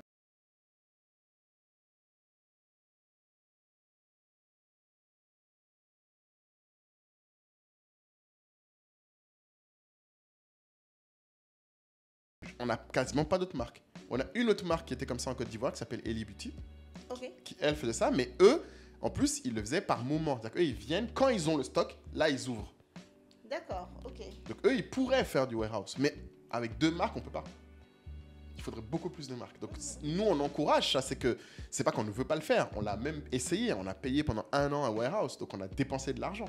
D'accord. Donc on est volontaire pour, c'est pas du tout le problème. C'est que les métriques que les gens ne voient pas, c'est pas à quel point ça optimiserait les coûts de livraison. C'est pas ça le problème. Le plus gros problème, c'est est-ce que les gens ont assez de stock. Et après, on peut optimiser les coûts de livraison. Parce que bon, le stock, c'est une tension de trésorerie et pour des entrepreneurs, c'est compliqué. Exactement. Ça, d'office, moi, en tant que... Franchement, en tant Ouais, qu'entrepreneur dans la cosmétique avec ma propre marque, Ouais. Je sais déjà que le stock, même pour tes clients, Voilà. dépend même de tes fournisseurs, Fournisseurs, qui eux-mêmes elles sont dépendent. en rupture de Voilà. stock, qui dépendent. C'est déjà toute une histoire. Et c'est ce que j'essaie d'expliquer Mais aux gens. en Il faut tant que les gens comprennent ça. Tu as tout compris. Ça explique pourquoi sur Amazon, il y a quasiment que des marques chinoises. Ok. Ouais, bah. Il n'y a quasiment pas de marque américaine sur Amazon, si tu regardes bien. Parce qu'en fait, ça demande une industrie capitalistique énorme. Donc, pour reproduire le modèle, c'est pas une question juste de ressources de warehouse. Nous, on l'a déjà fait. C'est pas cher en soi. Le problème, c'est les entrepreneurs, comme tu dis, n'ont pas encore la maturité pour ça. On y arrivera sûrement un jour. Mais il faut qu'il y ait une taille critique d'entrepreneurs avec des capacités de trésorerie suffisantes pour justifier ce genre de truc. Ça revient à l'argent. Ça revient toujours à la même chose. Et donc, ça revient même pour être plus violent à la marge. À quel point les entrepreneurs sauront faire des marques qui justifient des grandes marges, parce que c'est ça le grand débat. Si ta marque est tellement forte qu'un produit qui te coûte pas trop, tu peux le vendre bien cher et les gens, ils voient un gain. Et c'est là le travail d'entrepreneur. Là, tu peux commencer à mettre des solutions en place pour optimiser. Mais d'abord, il faut avoir un produit qui justifie des grosses marges. Et je répète toujours ça quand on parle de business créatif. Suivez vos marges avec torche. Oui, c'est ça C'est nerf de la là guerre. le combat. Tout le reste est une fonction de ça. Et nous, pareil, hein, c'est nous, on essaye d'aider sur cette marge-là. C'est pour ça qu'on tape sur le shipping, sur le paiement, pour que vous ne perdiez pas trop de temps, pas trop d'argent à chaque petite étape. D'accord. Mais c'est là où ça se joue, pas ailleurs. Ok, bah, donc il faut qu'il se fasse financer aussi. Bon, ça, alors, alors, on a fait un podcast entier sur le financement. Oui, d'accord. Ok. Avec Laurine, donc j'envisage, j'en allais le voir, mais c'est encore la même chose. Pour se faire financer, il y a 3 choses, je rappelle aux gens. Tu te fais financer quand tu as un chiffre d'affaires suffisant, une croissance suffisante et des marges suffisantes. Oui.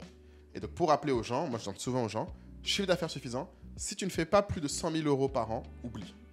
Si tu ne fais pas une croissance d'au moins 50% par an sur plus de 3 ans, donc c'est-à-dire que tu doubles tous les 3 ans, c'est pas la peine. Si tu ne fais pas des marges d'au moins 40%, voire 50%, c'est pas la peine. Oui, alors, quand même, on peut nuancer. C'est ça. Ouais, non. Oui, mais je pense qu'il y a aussi toutes ces early stage ou Oui. même idea encore quand tu es en Mais ça, tu prends ton argent à toi ou les gens qui t'aiment bien. Non. Non, mais c'est... Non, I know, the love money, I Exactement. know. Mais en fait, il y en a qui n'ont pas. Ouais. Il y en a qui n'ont pas ce système qui peut les accompagner. Ouais. Et c'est important qu'on trouve des solutions aussi pour eux parce Mais- qu'ils peuvent avoir des idées brillantes. Oui, mais moi, la solution pour moi, c'est le premier investisseur, c'est tes clients. Nous, notre travail, c'est ça. C'est pour ça que, par exemple, on dit souvent aux gens, faites des précommandes. Ça veut Ok. dire que tu peux vendre alors que tu n'as pas encore fait. Oui. Et c'est ça la clé. C'est pour ça que je dis tout à l'heure, les gens livrent après 21 jours. Après, oui, bah oui. Tu parce vois, que c'est... Ouais. C'est la solution. En fait, il faut d'abord que les gens fassent des ventes. D'accord. Les premières ventes, tu les fais en précommande. Ok. Ensuite, quand tu as réussi à générer suffisamment de rythme, tu commences à avoir un petit peu de stock, tu travailles tes marges. Quand tu as des marges solides, tu travailles maintenant ton expansion en faisant du marketing. Oui. Parce que tu peux absorber, parce que tu fais de l'argent à chaque produit que tu fais. Quand tu as fini de faire du marketing et que tu as maintenant une taille suffisante de chiffre d'affaires, une croissance suffisante, là, tu peux te lever et dire chercher un investisseur. D'accord. Mais l'ordre, c'est d'abord, tu fais des précommandes, tu te débrouilles avec tes moyens. Avant d'aller Voilà, chercher... tu prouves en fait que ton idée vaut quelque chose. Parce qu'en fait, ce qui compte, c'est les ventes. C'est les l'idée. ventes. C'est pas l'idée. Oui, c'est l'exécution de ton idée. Et donc, comment est-ce que tu... Voilà. Ouais. C'est un véhicule économique, une entreprise. C'est ça que tu demandes à quelqu'un de mettre de l'essence dans ta voiture alors qu'elle n'a même pas démarré. C'est ce que les gens font souvent quand ils font l'entrepreneuriat. Ils viennent en disant « Ah, moi j'ai fait une belle voiture. Elle n'a jamais roulé, hein. Mais franchement... Non, mais ils te disent quand même, voilà ce qu'il y a dans la voiture. Regarde, j'ai pris ça. Oui, j'ai Mercedes, mais j'ai tout pris ça, c'est est-ce que le moteur marche? Nous, tout ça, on ne sait pas. Non, des fois, juste avec la garantie. Il n'y a pas de garantie sur... La garantie. Il n'y a pas de garantie. Non, mais justement, il faut que tu retiennes. Non, Il n'y a je pas de comprends. garantie. Et c'est ce que je dis souvent aux gens, c'est que il faut comprendre, une entreprise, c'est un véhicule économique. Tu peux avoir un peu de crédibilité par rapport à qui toi tu es. Parce que C'est t'as sûr fait que... avant, Voilà. tout ça, oui. Si toi-même, tu as déjà fait des voitures avant, oui, on va se dire, bon, quand même. C'est construire des voitures, Tiens, ça a déjà ça marché. ça devrait marcher. Ouais, Donc, on peut te donner un peu d'oseille. oui. Mais si tu n'as pas de crédibilité antérieure, tu n'as pas de preuve que ton affaire marche, ta première étape, c'est de faire rouler ta voiture avec l'essence que tu peux. Pour montrer que ça fonctionne. Voilà. Et quand la roule, là, tu peux dire à quelqu'un, ok, rajoute-moi du carburant, je vais là-bas. Mais c'est ça le débat. Et c'est souvent, les gens prennent le truc à l'envers. C'est d'abord tu prouves, ensuite tu as. Oui. Tu peux le prouver de d'autres manières. Moi, je dis souvent, par exemple, je pense que quelqu'un qui aime la cosmétique doit travailler dans ces boîtes-là. Aller chez Gandour, aller chez Sivop, aller chez Masewa. Travailler avec ces gens-là, même si au jour d'aujourd'hui, c'est pas ce que vous voulez, c'est pas ce qui est votre projet à terme. Aujourd'hui, c'est ça qui vous construit une crédibilité. Les gens qui vont bosser avec toi demain, comme moi aujourd'hui, ont appris beaucoup, tu vois. Moi, j'ai beaucoup appris. Donc, s'ils bossent avec toi, ils vont apprendre. Oui.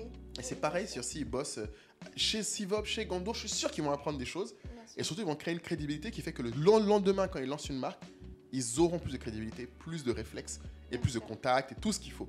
Mais d'abord, il faut être crédible avant de commencer à se lancer autant qu'on peut. Bien sûr. Parce que du coup, tu vois, ce que tu dis est très important, Ouais. surtout dans la cosmétique, parce qu'il y a beaucoup de marques qui ont justement fait des marques de niche Oui, et qui sont en train d'éprouver leur système. exactement. Et l'idée, c'est pas que moi je suis allée voir